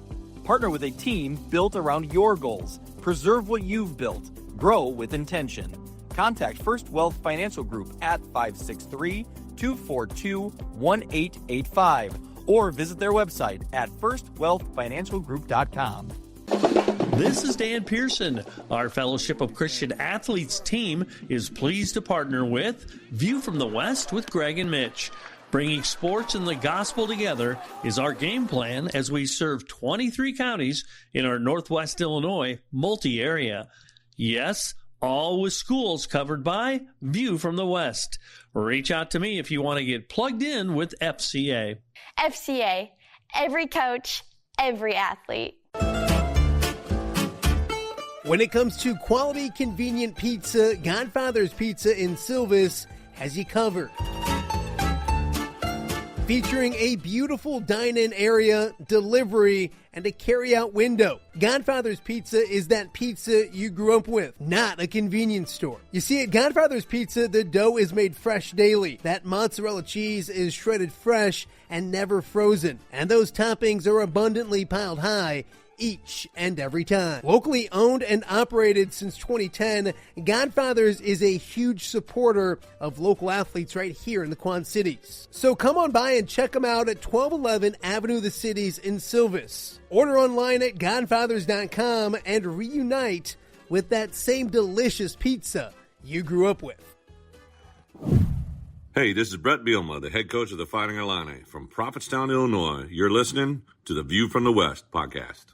Welcome back. Time to talk some Northwest Upstate Illini, the 11-man side of things here. And of course, we have Kyle Kampmier back in the mix. We promised early in the episode that Mitch Stormer would join us. He's missing in action here. We have no Mitch Stormer, but he says the governor of small school football, Kyle Kampmier, he owns it. He'll take over. We're in good hands. And I agree with him. We're good to go. So Kyle, are you ready to go duo with me here? You got no sidekick there with Mitch. I know. I'm going to miss the the people's common man. That's right.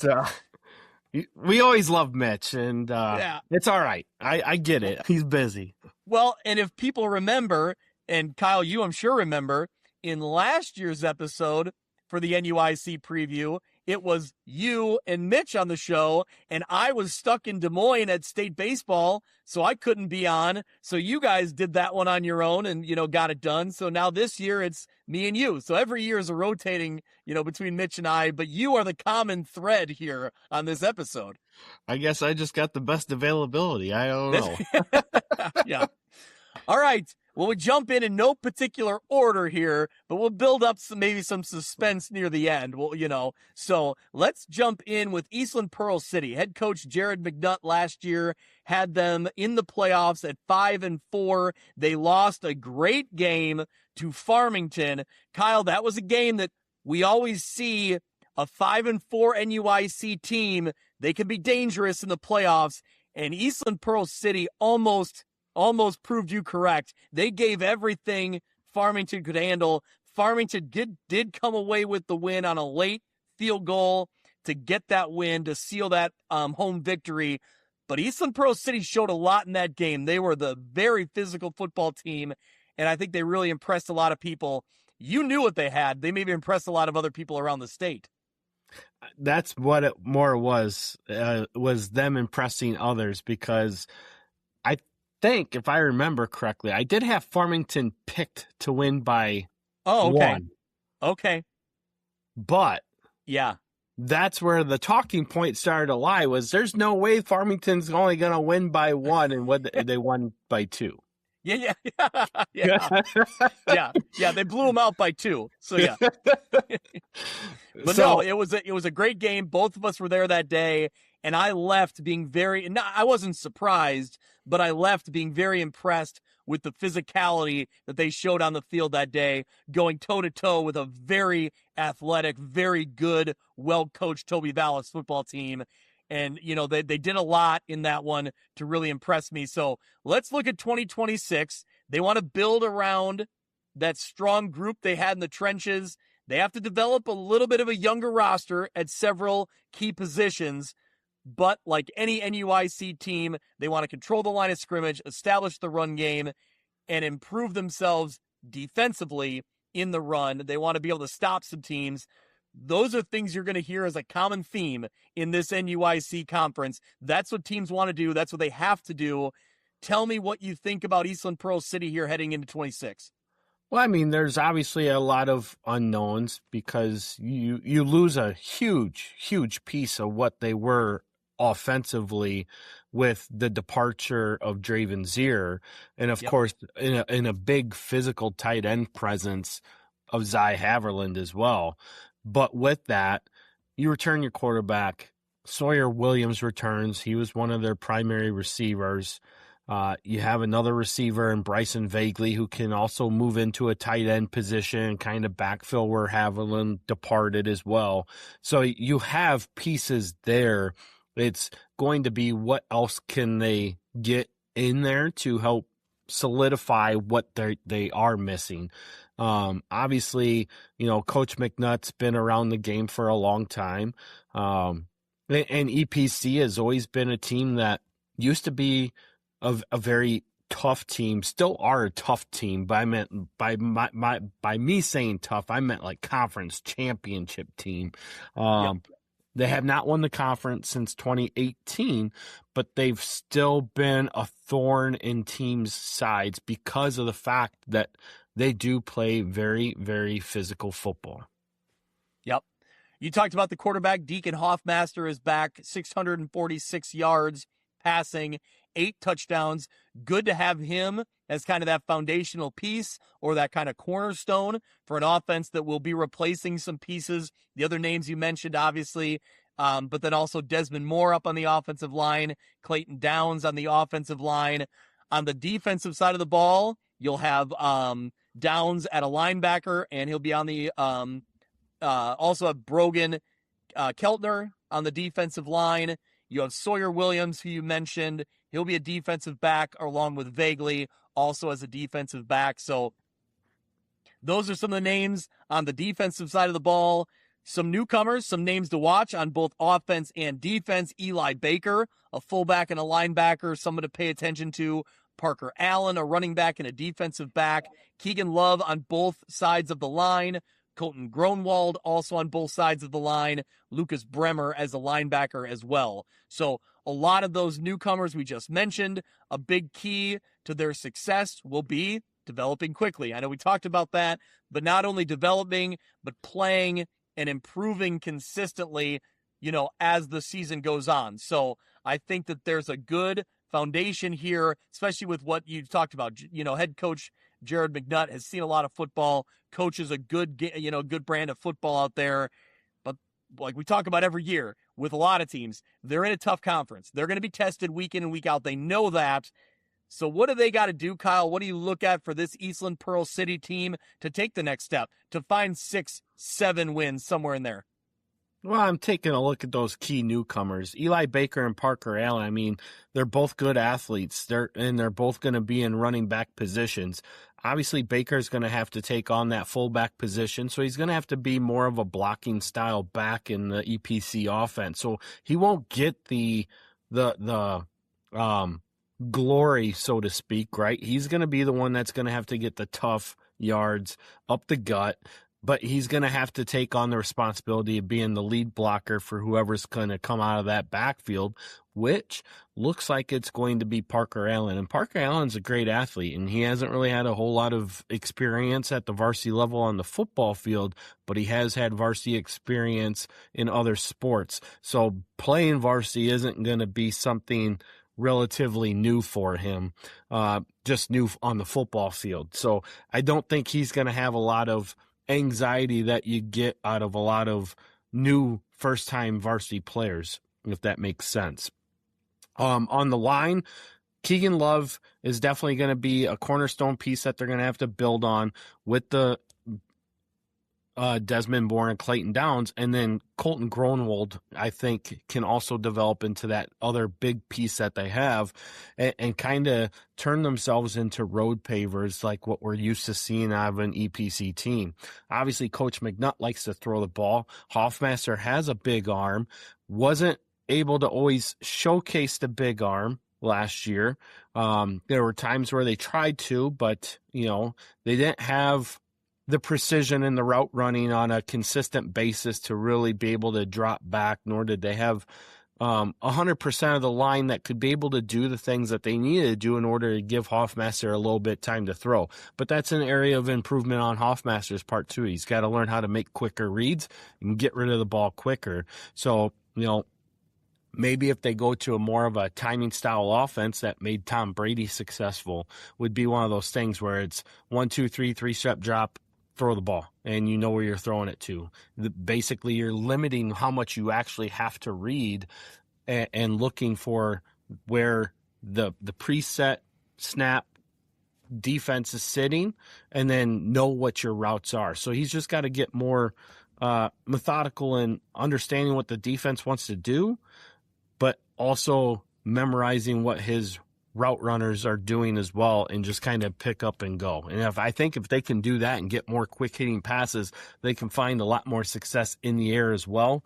But they have to get that run game going. That's always been the bread and butter of EPC, even under McNutt. So with that run game, if they can get that line to be able to open up some holes, we're going to find EPC having some success here. Yeah, we talked about, the success of Hoffmaster is dictated a lot on the line in front of him. And Coach McNutt thinks that one of their strengths this year is the size and the talent they have up front, that physical offensive and defensive line. That's something that you want to hear on any football team, but I think you really want to hear it in the NUIC, because we're going to talk about some teams down the road that certainly hang their hat on that, and they do it really, really well. So I think that's, if you have that strength and you feel like that can be a strength, that's what you're going to need to go toe-to-toe with some of these, some of the big boys that we're going to talk about. So yeah, I think exciting stuff here for Eastland Pearl City. I think they'll be a team that will be in the mix. Kyle, making our way through the Northwest Upstate Illini, let's talk Dakota Indians. Eric Diddish obviously struggled a year ago, being 1-8, their one win coming in a non-conference victory. So a struggle inside of conference play. What do they have to look at this year to be successful? Well, it's really hard. A lot of their offense and defense is gone. And then the one name that they really have that is the only household name that they have is Zeke Wales, both on offense and on defense. And he was their leading rusher last year with 642 yards and 5 touchdowns. And defensively was a linebacker, one of their leading tacklers on the team, if not the leading tackler on the team. I can't quite remember, but I know he was up there. And he's going to be a junior this year, but he's literally the only thing that they have coming back that has some significant playing time. So Dakota's going to be very young. I've heard through a bunch of rumors that there's supposed to be more kids going out, but and I've heard the number get close to 30 or around 30, but which would be a great thing because Dakota's been struggling with only having 18 to 22 kids out in the past couple years under Dish's regime. And if he can get it to 30, that would be a huge jump from what he's accustomed to.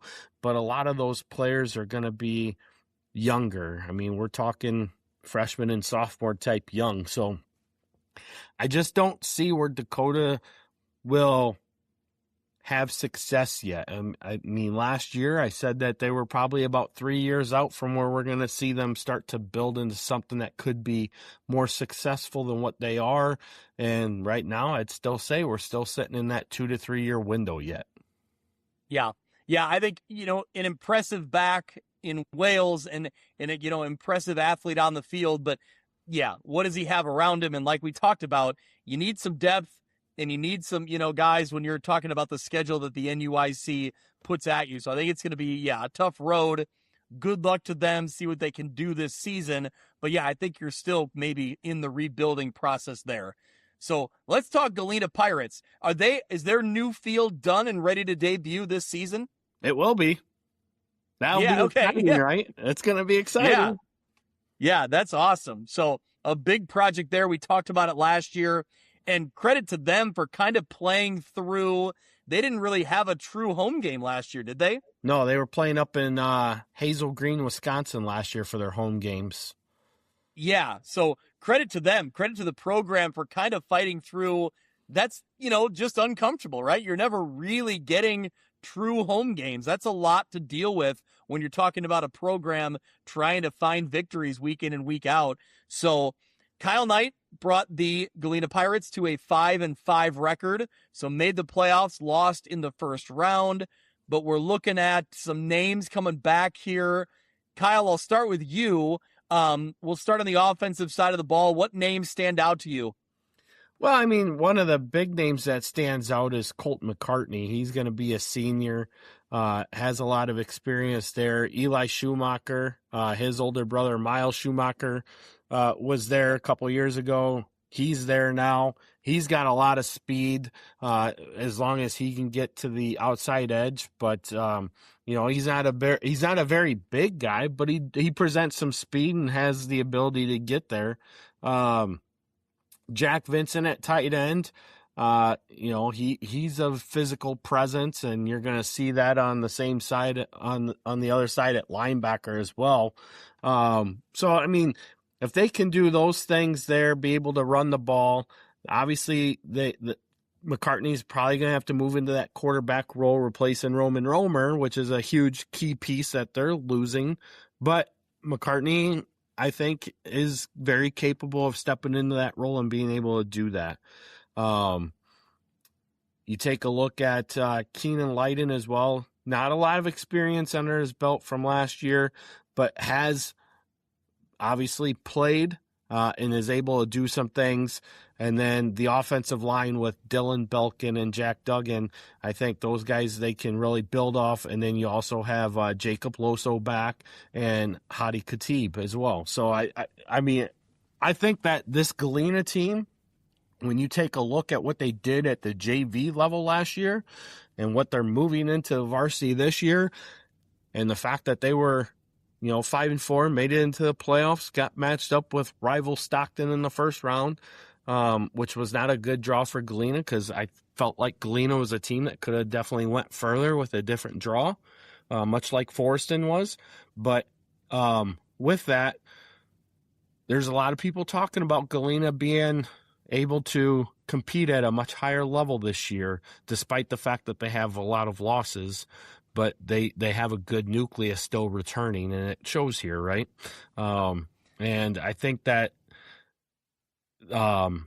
they're building their numbers up in their program as well. I think Coach Knight said he's somewhere around 60 players this year. It's been a long time since Galina's had that many players in their program. So that is something that is exciting as well. And, we've always stated it over the years. The NUIC is always better when Galena is actively participating and competitive within the conference. Yeah, no doubt about it. I think when you look down the roster, top to bottom, it's maybe a younger group, but I think it still shows a lot of promise. To your point about their JV success a year ago, and just overall, when you go from, we just went from talking about Dakota and the numbers they're struggling to get, and then Galena having, maybe upwards of 60 players, that makes a huge difference just to have that depth on your roster. We talked about Dakota needs to build depth. This Pirates program is building that depth, and they have it there with, 60, potentially 60 kids. So I think, yes, I think they do need to gain that varsity experience quickly. But, under Kyle Knight and kind of what this program is becoming, I think there's a lot of potential here for this Galena team. I think there's reason to be excited. They got to prove it, and they got to prove it against some teams we'll talk about down the road here. But yeah, there's certainly excitement here, and for good reason. Yeah, I mean, one of the big things is, what they're always outmatched on the line, which, 30 years ago, Galena was never outmatched on the line. So, I mean, there's that issue going on a little bit when you take a look at, a Stockton and Alina Winslow in comparison. But Galena's done a great job of getting their athletes to be what we're used to seeing out of Galena over the years. And likewise, this past year's senior class definitely helped raise that bar once again to where these incoming players and seniors and all these other guys are going to start building and feeding into that. And I think I agree with Coach's assessment. I think we're going to see a much more improved Galena team. And I think that once we get past the first half of the season, we're definitely going to see where Galena truly is. And, if they can come out of the first 5 weeks at 3-2, we're going to talk about Galena getting back to the playoffs. Yeah. Yep. That's exciting. All right, let's keep moving along here. The Morrison Mustangs head coach Nate Vandermeide brought them to a 2-7 record a year ago. 3 return on offense, 2 return on defense. So not big numbers returning for a roster, for a team that struggled a year ago. Morrison looking to build a foundation just to kind of get back to building the fundamentals after a challenging year. It's been tough for Morrison. I think there was a lot of expectations several years ago.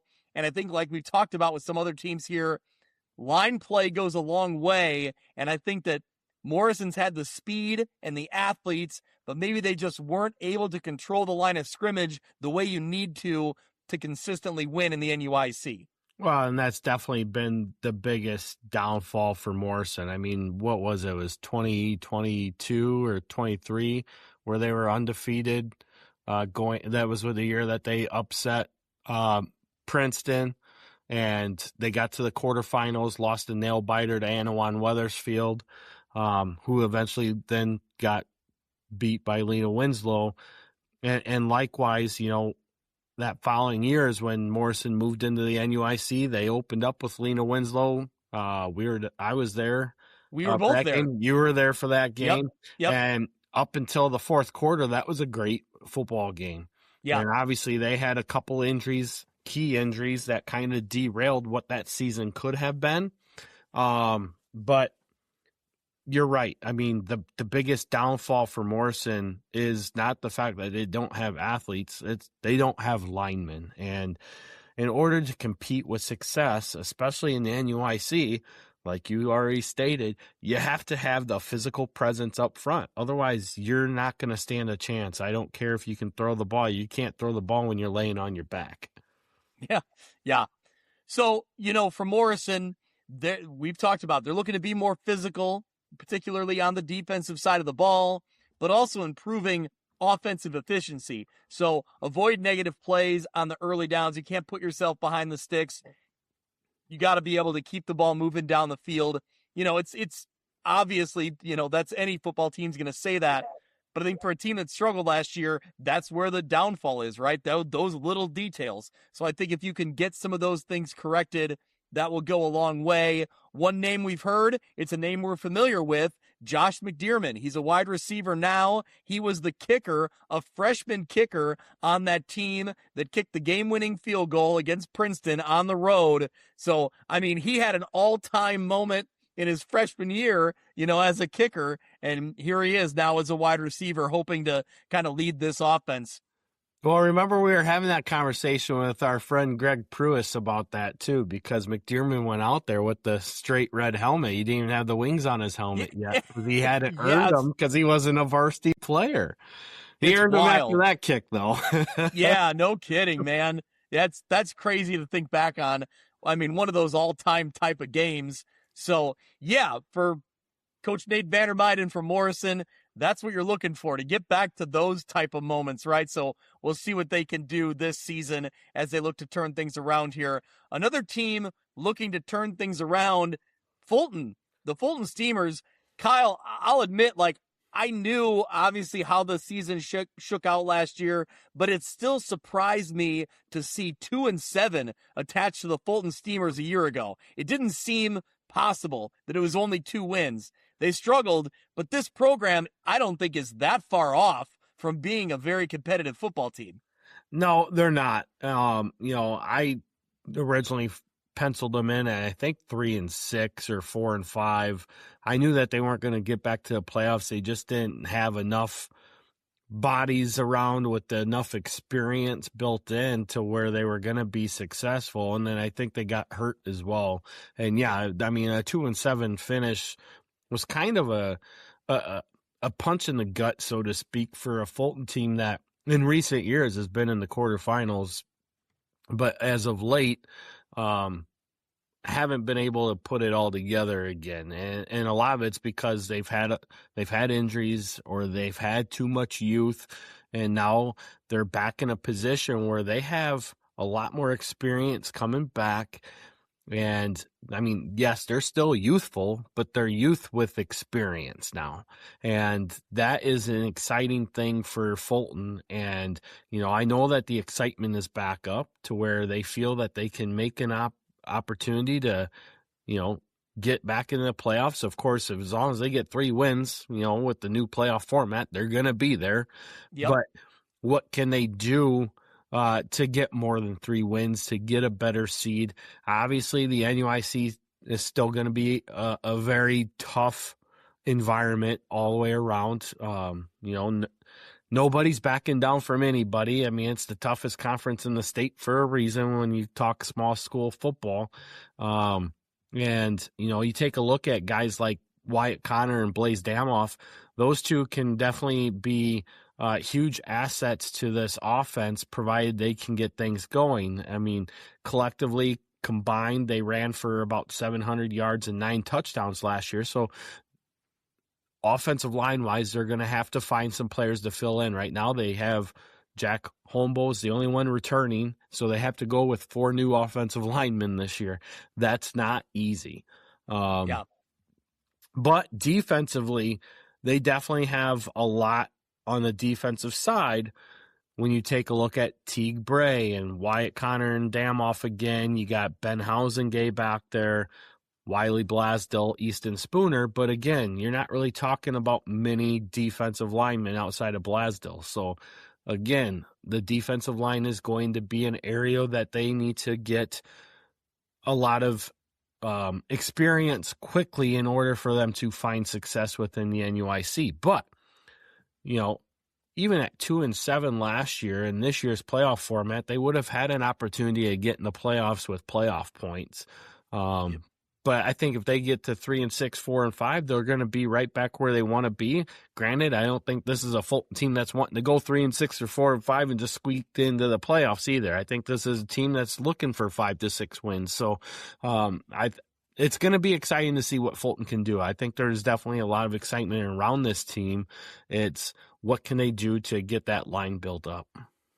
Yeah, well, we'll talk maybe more about the playoff structure and directly how it impacts the NUIC here, maybe at the end of the episode, because I do think there's a lot to be discussed there when you talk about the new format and what it could mean. So that's maybe a tease ahead to the end, but I think, Coach Lower talks about, just they have more team experience this year. They have running back depth.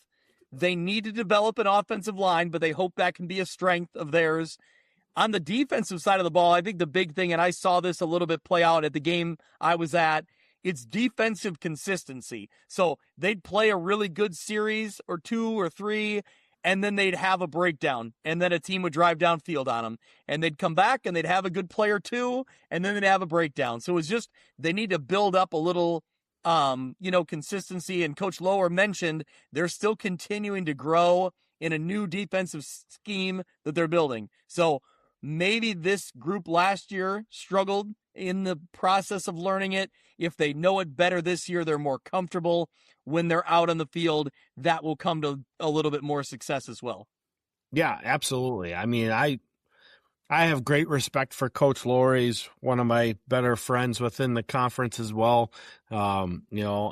I enjoy the opportunities we get when we get to see each other. I mean, it's hard when we live an hour apart from each other, but, we have each other's phone numbers, so we exchange text messages and all. So I'm always excited to talk with him, and of course Jeff Parsons as well, the principal at Fulton, former athletic director, probably still acting athletic director, who knows, with all the many hats he has to wear. But it's just you always want to see good guys do great things, and Coach Lower is a great guy, and he does things the right way, and it's always fun to watch what his teams can do, because that you're going to have a good game. Win or lose, you're going to have a tough game when you play Fulton.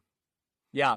Yeah, I always like running into Coach Lower, and shout out to Coach Lower, not just the head football coach, but the I8FA basketball official. I ran into him at a basketball game this winter when he was officiating. So good to see him. It is always cool to see that dynamic of him on the sideline as a coach trying to get calls and try to explain things to officials on a football field, then roles reversed and he's on a basketball court kind of getting the same thing. So I'm sure he has so many stories on both sides of the, of the coin in that aspect. But no, really good guy. And when you talk about running into Coach Lower, I always think back to after the Morrison-Fulton playoff game before they were conference rivals. They played each other at Morrison. Morrison got the win that day.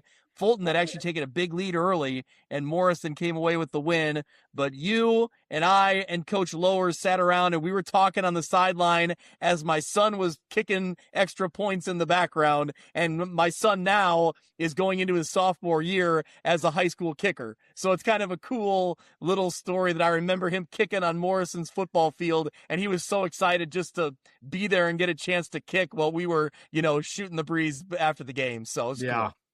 I mean, I remember that game. Yeah, Fulton was up 13-0. I was just playing it in my head too, as one of those moments was a pick six that went the other way in favor of Morrison. Yep. Brady Anderson had a big run that went for a touchdown in that game, and just totally turned the tide of the game for Morrison's favor. Yeah, that was a fun playoff atmosphere. That was a fun game. Oh my gosh, it was great. It was great. Yeah. One more fun tidbit about the Fulton Steamers, and Coach Lower gives us this info every year, and it's always fun to talk about. Before week 1 of each season, they hold their annual family feud night.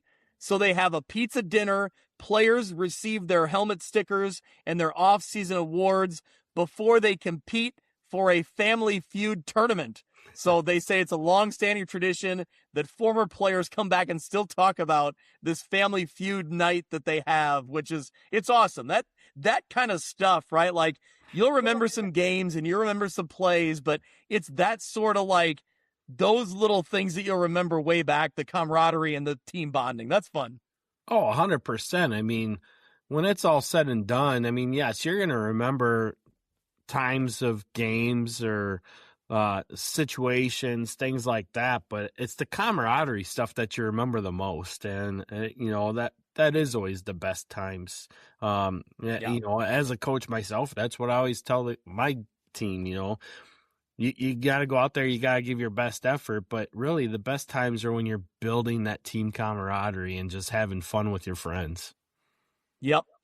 So, all right. So, like we talked about, just 2-7 a year ago, but see if that Fulton kind of growing pains will pay dividends this season, after that valuable experience a year ago.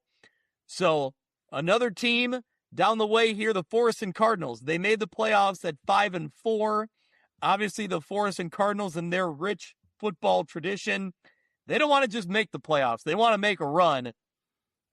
And when you look at Coach Keenan Janicki, and what he's got coming back, 6 on offense, 9 on defense, he said this is finally a group where we feel like we have a lot of really good experience coming back. That it's been a few years where they feel like they've had to, bring in guys and develop them quickly and learn the varsity level really fast as the season starts. He finally feels like he has that experience this year. Kyle, when you start looking through this Forest and roster, what do you see? What stands out to you?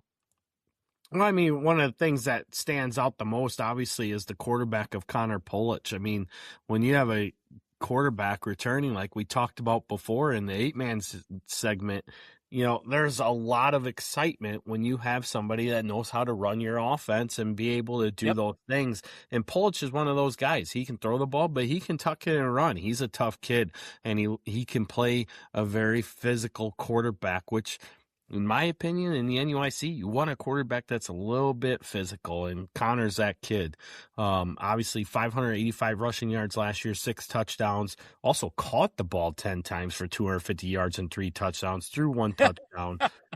Basically was a utility player, which was what he got named for as a second-team all-conference player. But running backs with Jonathan Milnes and Eli Ferris coming back, that's going to be huge. Obviously, Ferris didn't get a lot of carries last year. Milnes did carry the ball quite a bit. As you can see, 66 carries on 476 yards there. Not a lot of yards per carry per se, but just the experience in itself with those two in the backfield, especially in the type of offense, that double wing style offense that Forston loves to run, where there's a lot of different things going on, different motions, different sets. You have to have experience, and that's going to be key here. You add to it the offensive tackle size of Brendan Byers and Owen Williams. I mean, those dudes aren't just tall. They're big, though. I mean, they are big. I mean, I watched Byers at a basketball game this past year. I mean, it was just, granted, it's, when you see a basketball player, like, okay, he's tall and lanky, Byers is tall and built. and having that kind of size and being able to have that kind of reach, especially at the tackle position, that's where Forston feeds off their offense, is at the tackle position. Having that experience back, I can just see Keenan's ears and smile going as big as it can, because he knows that he's got what he wants as far as being able to get his offense running. And that is going to be a huge key for the Cardinals this year. Yeah. Go ahead. No, and obviously all those guys are going to double back on the defensive side of the ball too. Yeah. Well, he's really excited. Obviously, Coach Janicki's really excited about the returning experience. He thinks the team strength of the offensive line, which we don't need to keep emphasizing. We know that's important.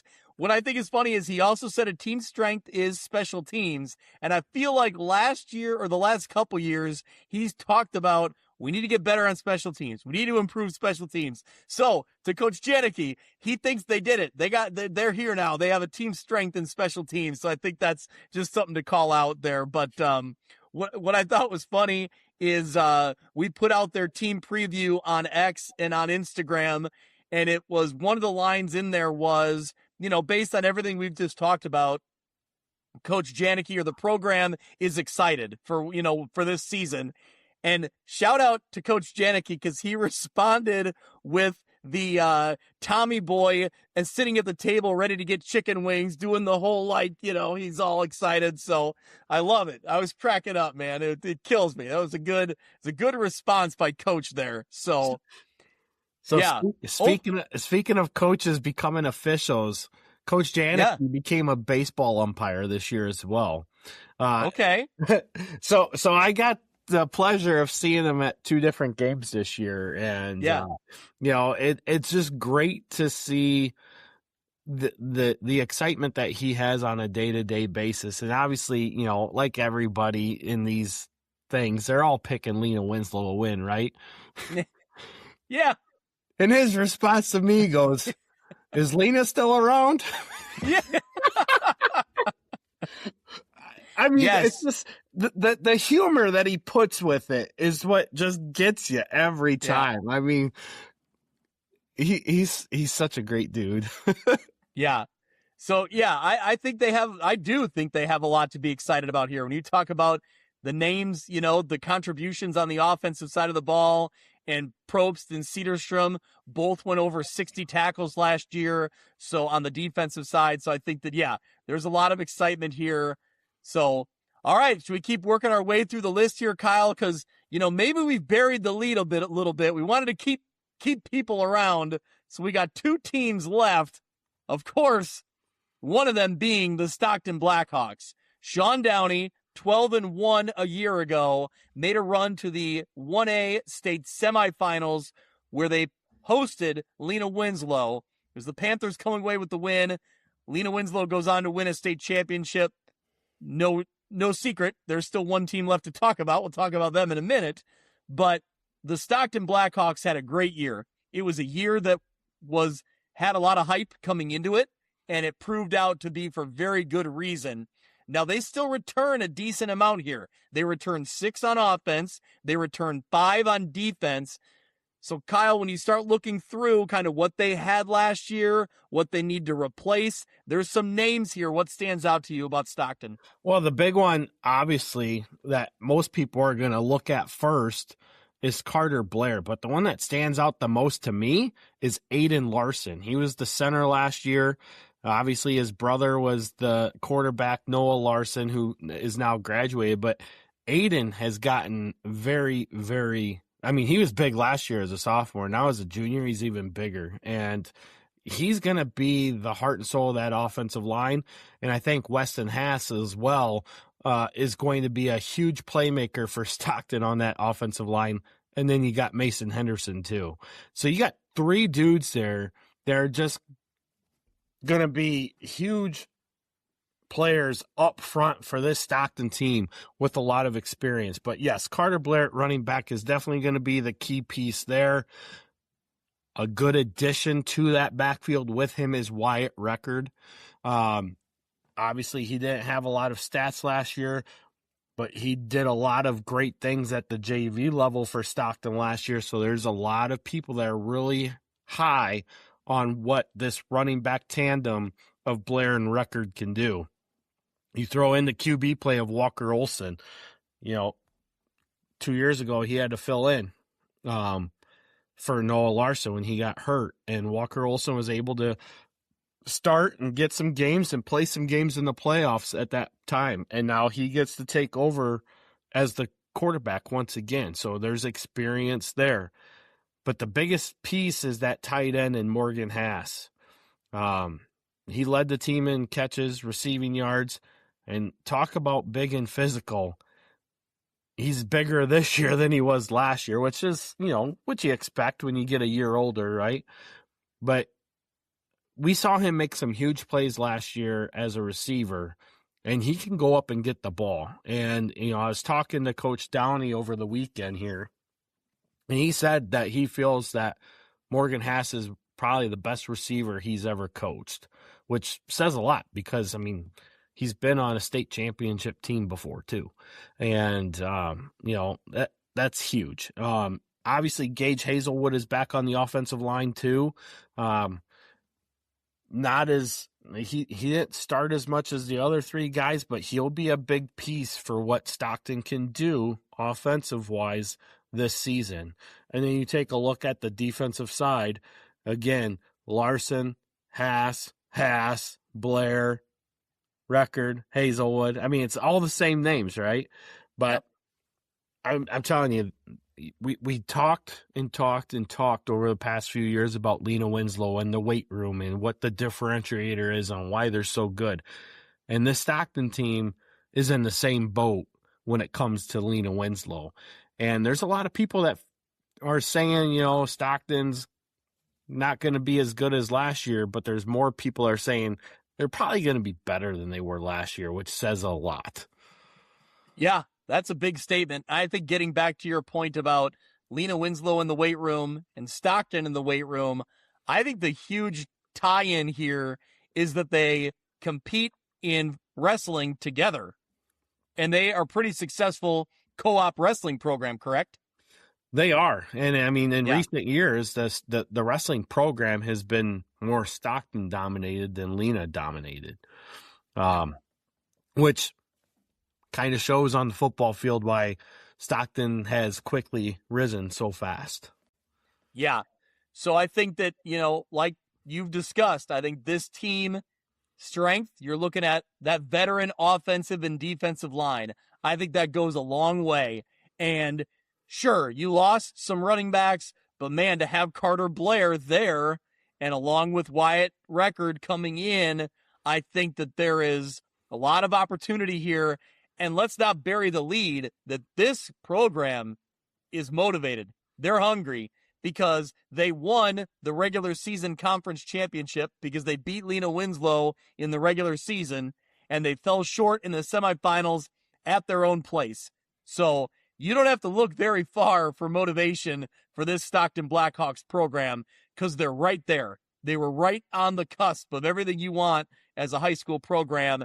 And I think they have reason to think that they could get back, hopefully to the conference title and then, get into playoff time down the road. Well, and that was one of the hard things that they had last year. I mean, albeit they got to the semifinals, great season, right? But they knew that they were one of the top two teams in the state. And they honestly felt like them and Lena Winslow should have been the ones playing in the state championship game. Yep. Obviously, we've all talked about going 1 through 32, and 1 through 32 doesn't necessarily mean that you're going to get the best teams at the state championship. But if you go back and look at it all, I think that would have been a semifinal matchup anyway. I think they would have fallen into the same side of the bracket even in 1 through 32. But with that, they're not wrong. They were the two best teams last year, and it wasn't even remotely close. And in most years, you sit there and try to tell people this stuff. I mean, you look at the strength of the NUIC over the last 2 decades, it speaks for itself. And with that said, it's hard when you're watching a team that you beat go downstate and just destroy the team that you're playing. And knowing that had you played a better game or a cleaner game to the same level that you had played in the regular season, you're probably crowning yourself as state champs. And that one's a little bit tougher to swallow when you know that that's the case. Yeah, I mean, you're right. They played a good, close football game against Lena Winslow in that semifinal, and it was a few things here or there that make a big difference. And Lena Winslow earned it. They got where they need to go. They did what they needed to do, and they earned it. But yes, Stockton was not that far away. And I think that when you look at this roster, I think there's a chance that they, make another move and that they're right there again. Overall, looking big picture, Kyle, this Stockton program and what they do is really impressive when you consider that their enrollment's around 150-ish, somewhere 150 total, and to be able to compete at the level they do and get the football participation that they do year in and year out, it's impressive. I mean, looking big picture, with this program is really remarkable. Now, I mean, you look at it. I mean, they're a smaller school than Polo, and Polo's an 8-man. They're a smaller school than Amboy, and Amboy's an 8-man. And you got Stockton here beating their chest with 150 students, still playing 11-man and competing at a high level. I mean, yeah, you're damn right. That is impressive. And it's amazing how many kids they get to go out for football every year. I mean, it's one of those things that we've always said, you know, it's a rite of passage. If you go to Stockton, you have to play football for the Blackhawks. And it holds true. I mean, it's a football town. It always has been. And they bleed maroon and gold every single fall. And it's awesome. I mean, you guys mentioned it on your podcast last week about the football field at Stockton and being one of the most fun places to watch a football game. And despite the fact that it's not one of the best fields, the atmosphere is absolutely awesome. And you go back to that semifinal game. I mean, it was 8-8 at halftime. And it felt like a pressure cooker. You were just waiting for the top to blow because you didn't know what was going to happen. And I mean, it wasn't until late in the fourth quarter when you finally took a breath because I mean, I don't know about how you felt, but even in the game, I wasn't playing the game. But there was just like a moment of anxiety filling in me at halftime, just looking at how much people were at that game surrounding the entire field. It was nuts. Yeah.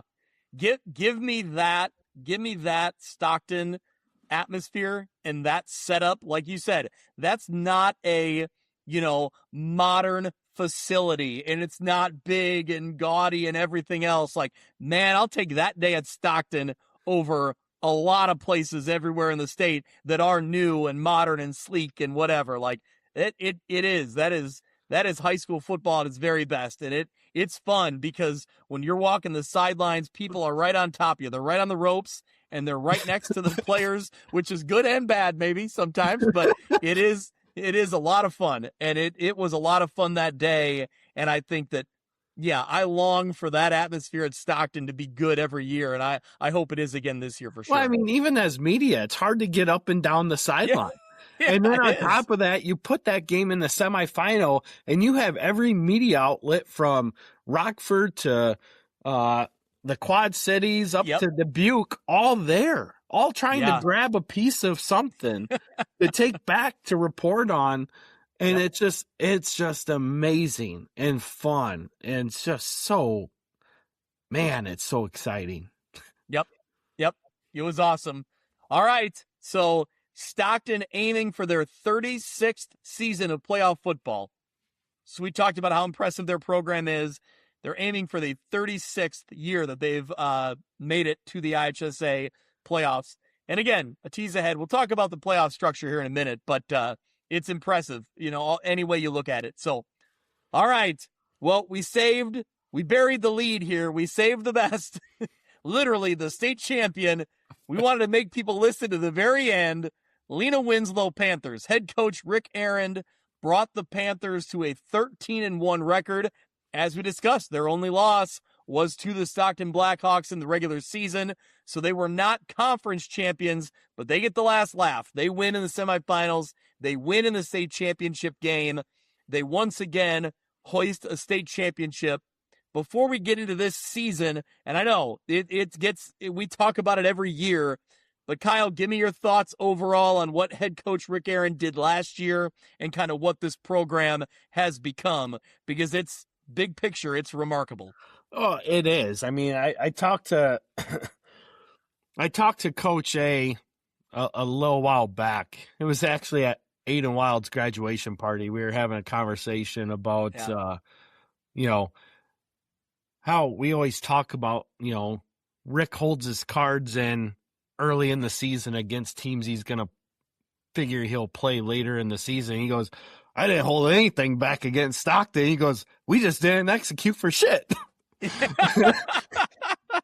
And I'm like, all right, well, there you go. He goes, that was the difference. He goes, the semifinal game, we did not miss an executed assignment.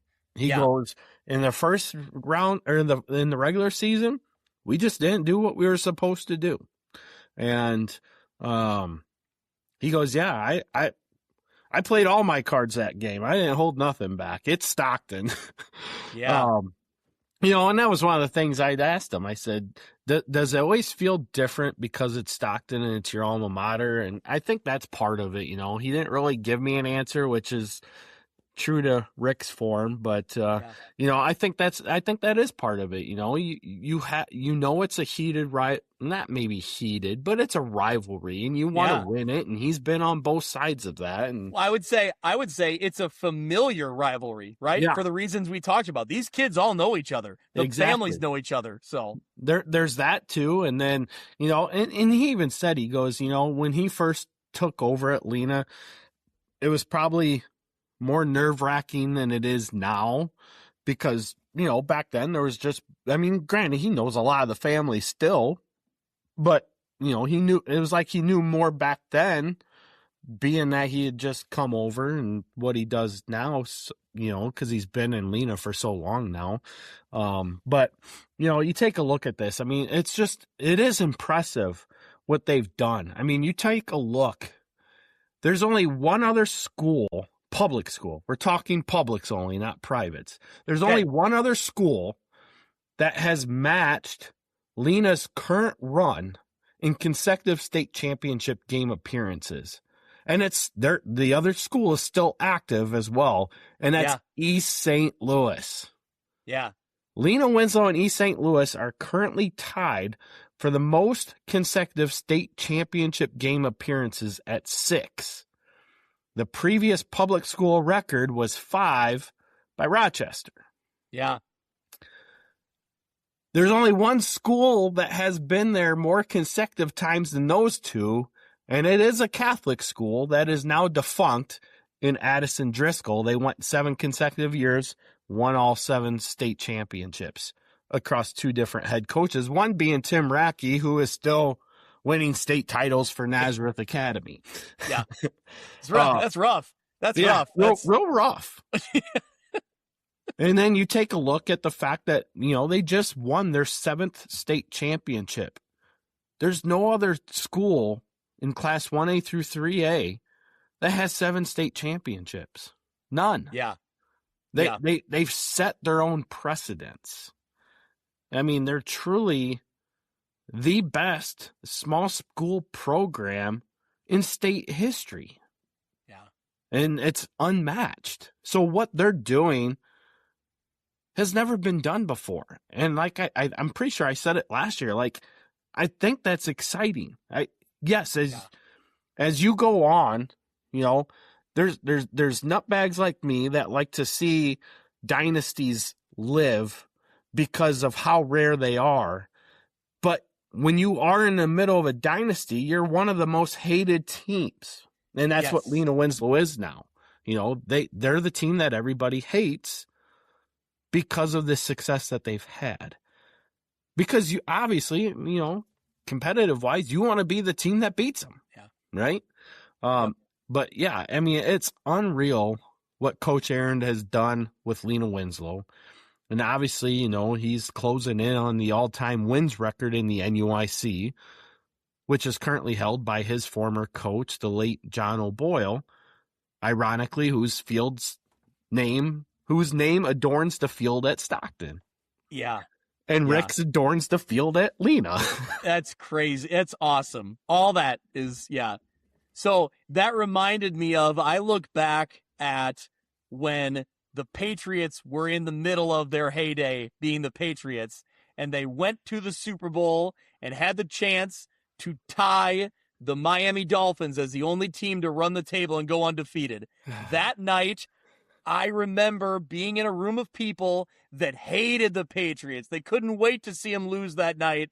And I thought, man, we have the chance to witness something that we may never see in our lifetime. I want to see the Patriots do this. I want to see them pull it off. Yeah. Same boat. Yeah. I wanted the Patriots to win too, just for that same purpose.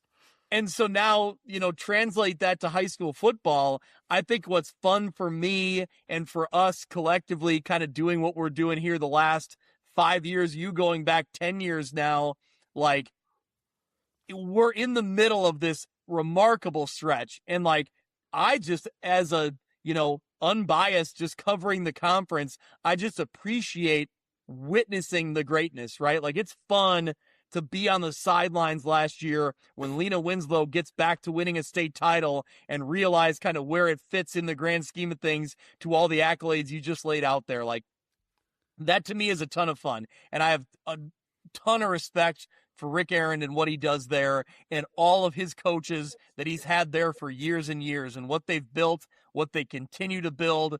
I mean, I'd be remiss if I don't shout out Austin Rickles, right? Yeah. Mitch's buddy. So, but I just think overall, all the coaches that go with him that have been there for years with Rick and what they do there, it's really impressive. So, okay, should we transition to the 2026 season now? Sure, why not? Yeah. Yeah. To your point, the people who are annoyed by Lena Winslow are like, get to it already, So anyway, all right, we're here now. We're here. So 13-1 a year ago, but finished as state champions. They returned 3 on offense and 3 on defense. So immediately, Kyle, when I say that, it's like, okay, there's a lot of pieces to fill in from a state championship a year ago and from a lot of successful football the last few years. But I think that what they have coming back is very critical to kind of the success of any NUIC team. So Kyle, tell us about up front what they got coming back, because they got some names we're familiar with that do a lot of good work up front on the line. Well, I mean, it all starts off with obviously the name that everybody knows because his brother just got drafted by the Pittsburgh Steelers, but you got Gannon Dunker up there.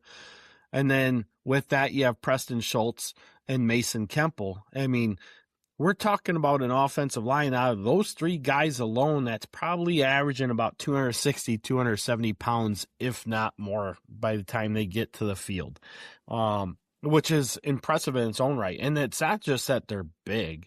Like, they fire off the ball. I mean, we were just talking about that. You go back to that loss to Lena Winslow's loss to Stockton, and then what they did differently in the win. That loss, they were getting beat off the line. Literally. I'd never seen a Lena Winslow team like that get beat off the line the way that they did.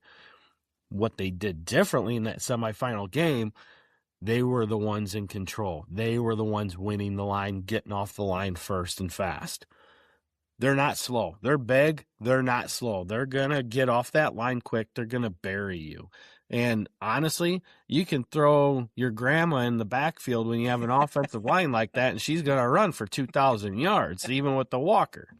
Yeah. I mean, I can't wait to talk about the grandma in week 9 that's run for 2,000 yards. We'll get there. We'll get there. But, yeah, I mean, there's only one other person that they have that is known right now, because they're going to have to build some new household names, and they will. Yep. But Merrick Mann is the only one that had a starting spot, albeit it was on the defensive side. I mean, he didn't have a whole lot of carries on the offensive side, but he's the guy that's going to fill in that spot at running back.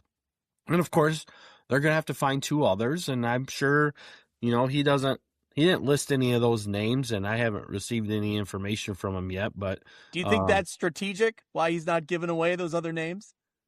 No, I don't think honestly, I don't think Coach A thinks like that, to be honest. Okay. Yeah. But Brody Cox will be a kid that I think will get some opportunities. And if you go back and take a look at some of the guys that were getting secondary carries, they're going to be the guys that you're looking at that are going to get top level carries, going into this season. And right now, I think that's what they're looking at. I don't think he honestly knows yet, because he wants these guys to be able to earn those spots. That's always been one of Coach A's biggest things. He's going to give the seniors opportunities. Granted, he's going to give everybody opportunities. It's who's going to show up and win those spots is who's going to be playing when we get to week 7, 8, and 9. We're starting to build into the playoffs. And whether you're a senior or not, that's one of the things. He don't care how old you are. He cares how good you play. Yep. And any good coach worth their salt is going to do just that. If you really care about winning, you're not caring who's playing, you're caring who your best players are that are playing. Yeah. I think, yeah, absolutely. And when you look at it, I think the story for Lena Winslow this year, at least heading into the season, it's pretty simple. It's pretty straightforward. It's a strong offensive line between Dunker, Schultz, and Kemple, and it's then developing that skill player. Where does the other help come from Merrick Mann at running back? And I think that's where, we'll see how this Lena Winslow program plays out. There's going to be new names. There's going to be names we're talking about that we don't know yet. And I think that's the exciting part. And I think that's where you really lean on. We've talked a lot about great head coaches in this episode. And I think top of the list here is Rick Arend and what him and his staff, I think he defaults to his staff a lot. He gives a lot of credit to a lot of people, but he's right. He's had a lot of consistency over the years, and that staff has proven to be able to find talent and get them in the right spots. So I think once again, they're looking to develop some players, but man, that we've seen it through the years where those players develop and they become the next guy. So I'm excited to see how it plays out. So, all right, Kyle, there we go. That's the list. That's the NUIC in a nutshell. Before we make our prediction of who we think will, win the conference, before who maybe our favorite is going into the season, I want to get back to the playoff structure and kind of how that fits into the NUIC. Because when this all came down and we knew it was going to be different this year, I think the first thing we thought was, I know you did, there's opportunities here for some teams that get beaten up through the regular season in the NUIC and they meet an opponent outside of the conference. There's an opportunity there for them to win a game or maybe two games. I mean, you had that interview with Coach Nord, and you were pulling on my chains, and granted, you weren't wrong. Like, Coach Nord has had some success with the NUIC throughout his course of being the head coach at Stark County, right? Yeah. So you weren't wrong, but he made a very good point. And a lot of other coaches know that when you're going up against the NUIC, it's not like you're facing another team in your conference. It's a whole different animal. And if you're not prepared for it, you're going to get your block knocked off. And you have to be able to bring your best game when you go up against the NUIC, and everybody knows it. And I am interested. Obviously, with this new playoff format, each classification's adding 16 more teams to the playoffs. So you're going to have 48 teams per class. So really, you're going to have 8 teams are going to get a first round bye. And then, is it 8? I think so. Yeah, it's 8 per side. So 16 teams. Yeah. Because it's still split in half. So 16 teams are going to get a first round bye, 8 per side. So that means you still have, 16 teams that are sitting there on each side. So 32 teams that are going to be playing for a play-in game, so to speak. That's what I envision the first round playoffs are. It's a play-in game. Yes. Well, and to your point, you're going to play into the actual round of 32. Correct. And I guess to my point of the NUIC and how it affects them is you're going to see some, I'm sure, potentially 2-7, 3-6 NUIC teams playing maybe a 5-4 team from another conference. Possibly, would it be a 6-3 team from another conference? Maybe that didn't get a bye. You take a look at your top 8 seeds over the last couple of years, right? Yep. Most of them are all of them are your 9-0s and 8-1s. Yep. And then once in a while, there will be a 7-2, but we've even seen a 6-3 team slide into the top 8. Yeah. So that's going to be the same. So yeah, you're most likely going to, basically, if you're 3-6, you're going to be in the playoffs. Your at-large bids are now going to be your 2-7 teams. Hypothetically speaking, I'm still trying to get numbers. I work more closely with Steve Susi on that information because he's got a lot more spreadsheets and stuff put together than I do.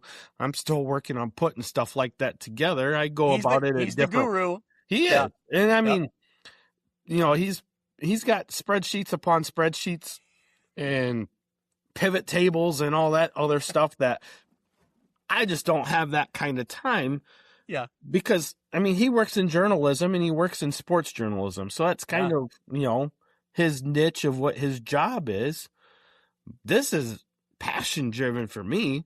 Yeah. I mean, I love doing this. It's great. But I do have a full-time job that I have to go to on a regular basis that has nothing to do with any of this, right? Which very much interferes with putting together pivot tables. I get it. Yeah.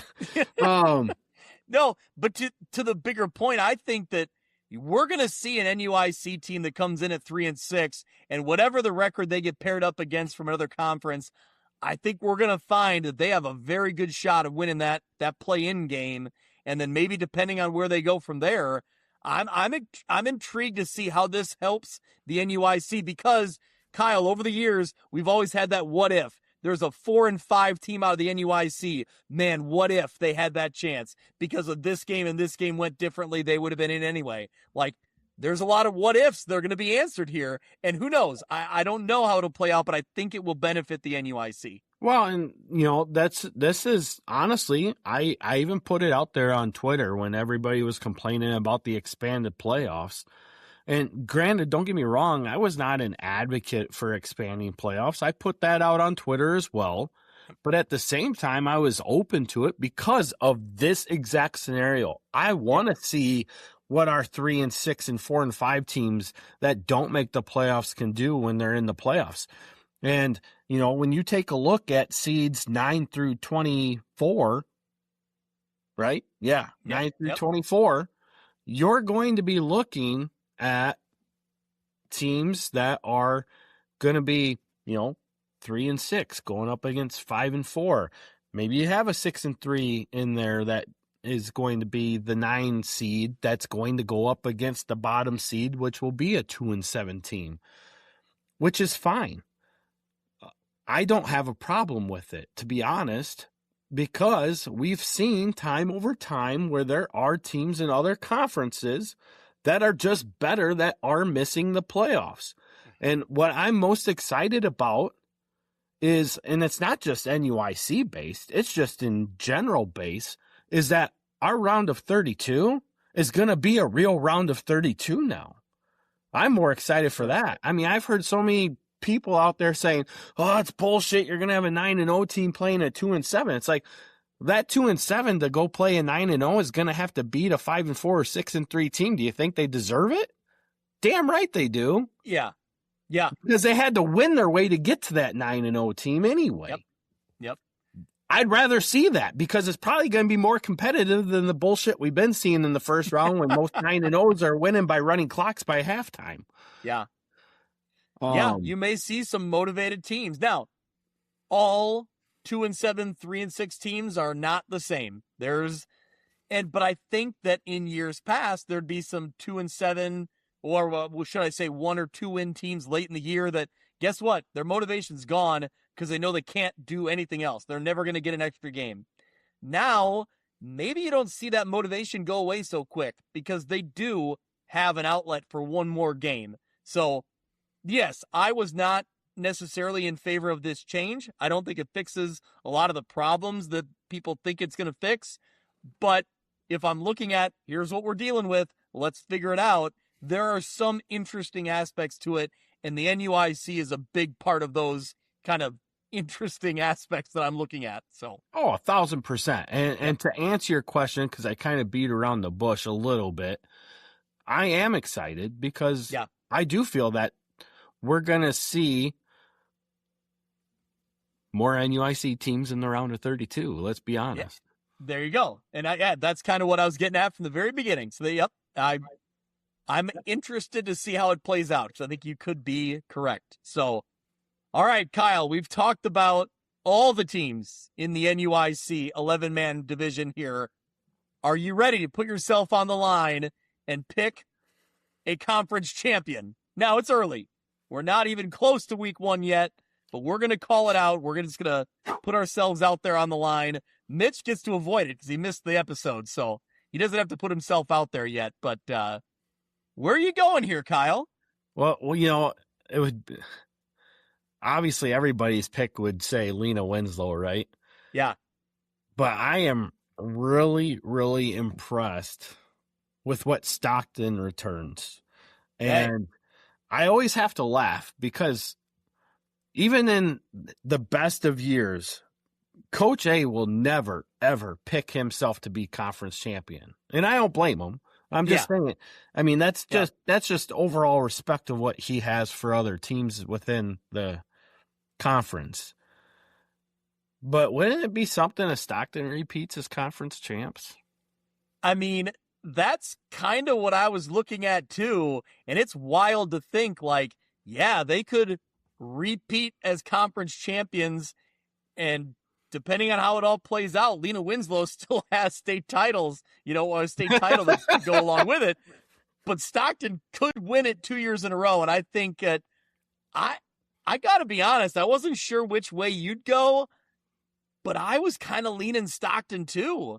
What week do they play? Now I'm really putting you on the spot. You are. So if you give me 1 second, I am going to look this up because I have it close to me. Okay. Because I just sent the information off to Shim a little while ago. They are going to play in week 7 at Stockton. Okay. See, I love it because in some years it happened early in the year. I like having it a little later in the season, build up that drama, build up that suspense. I love it. Well, I mean, I'm not saying both teams will be undefeated by the time they get there. They both have tough non-conference schedules to open up the year. Sure. Okay. So every NUIC team will play one non-conference game now, correct? Two. Yes, that's right. They'll play weeks 2. 1 and 2 will be non-conference. Okay. And then weeks 3 through 9 are all conference. Yeah. And I mean, obviously landscapes change constantly, but I kind of like that. I like that the NUIC gets a little look outside of their own conference to start it. Don't you think compared to some of the years where it was closed and you were not really getting a chance to gauge yourself?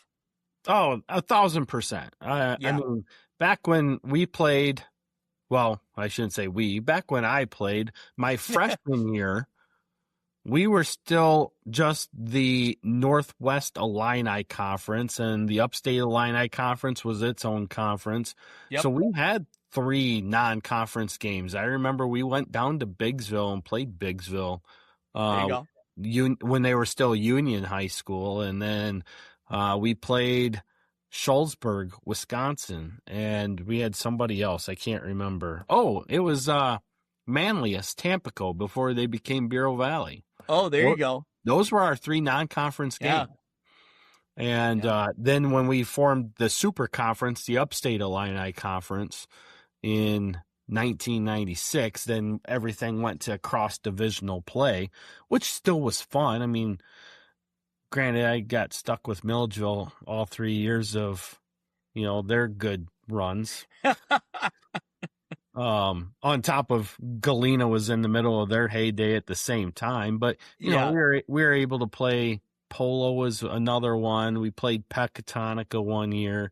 We had 2 years with Durand, which kind of relived some rivalries at the time as well. So, I mean, those were fun. And I think that's where, you can get those cross-divisional games that can be very entertaining like that if you split it out correctly. But now we don't have any of that because half of our conference moved to 8-man football or formed other co-ops and whatnot. But I do like the fact that you have non-conference games going first because it gives you an opportunity to sharpen your edges, win or lose, before games become important. And that's the other thing, I like about the expanded playoffs. It gives you an opportunity to have a couple hiccups and not have to worry necessarily that you're going to miss the playoffs.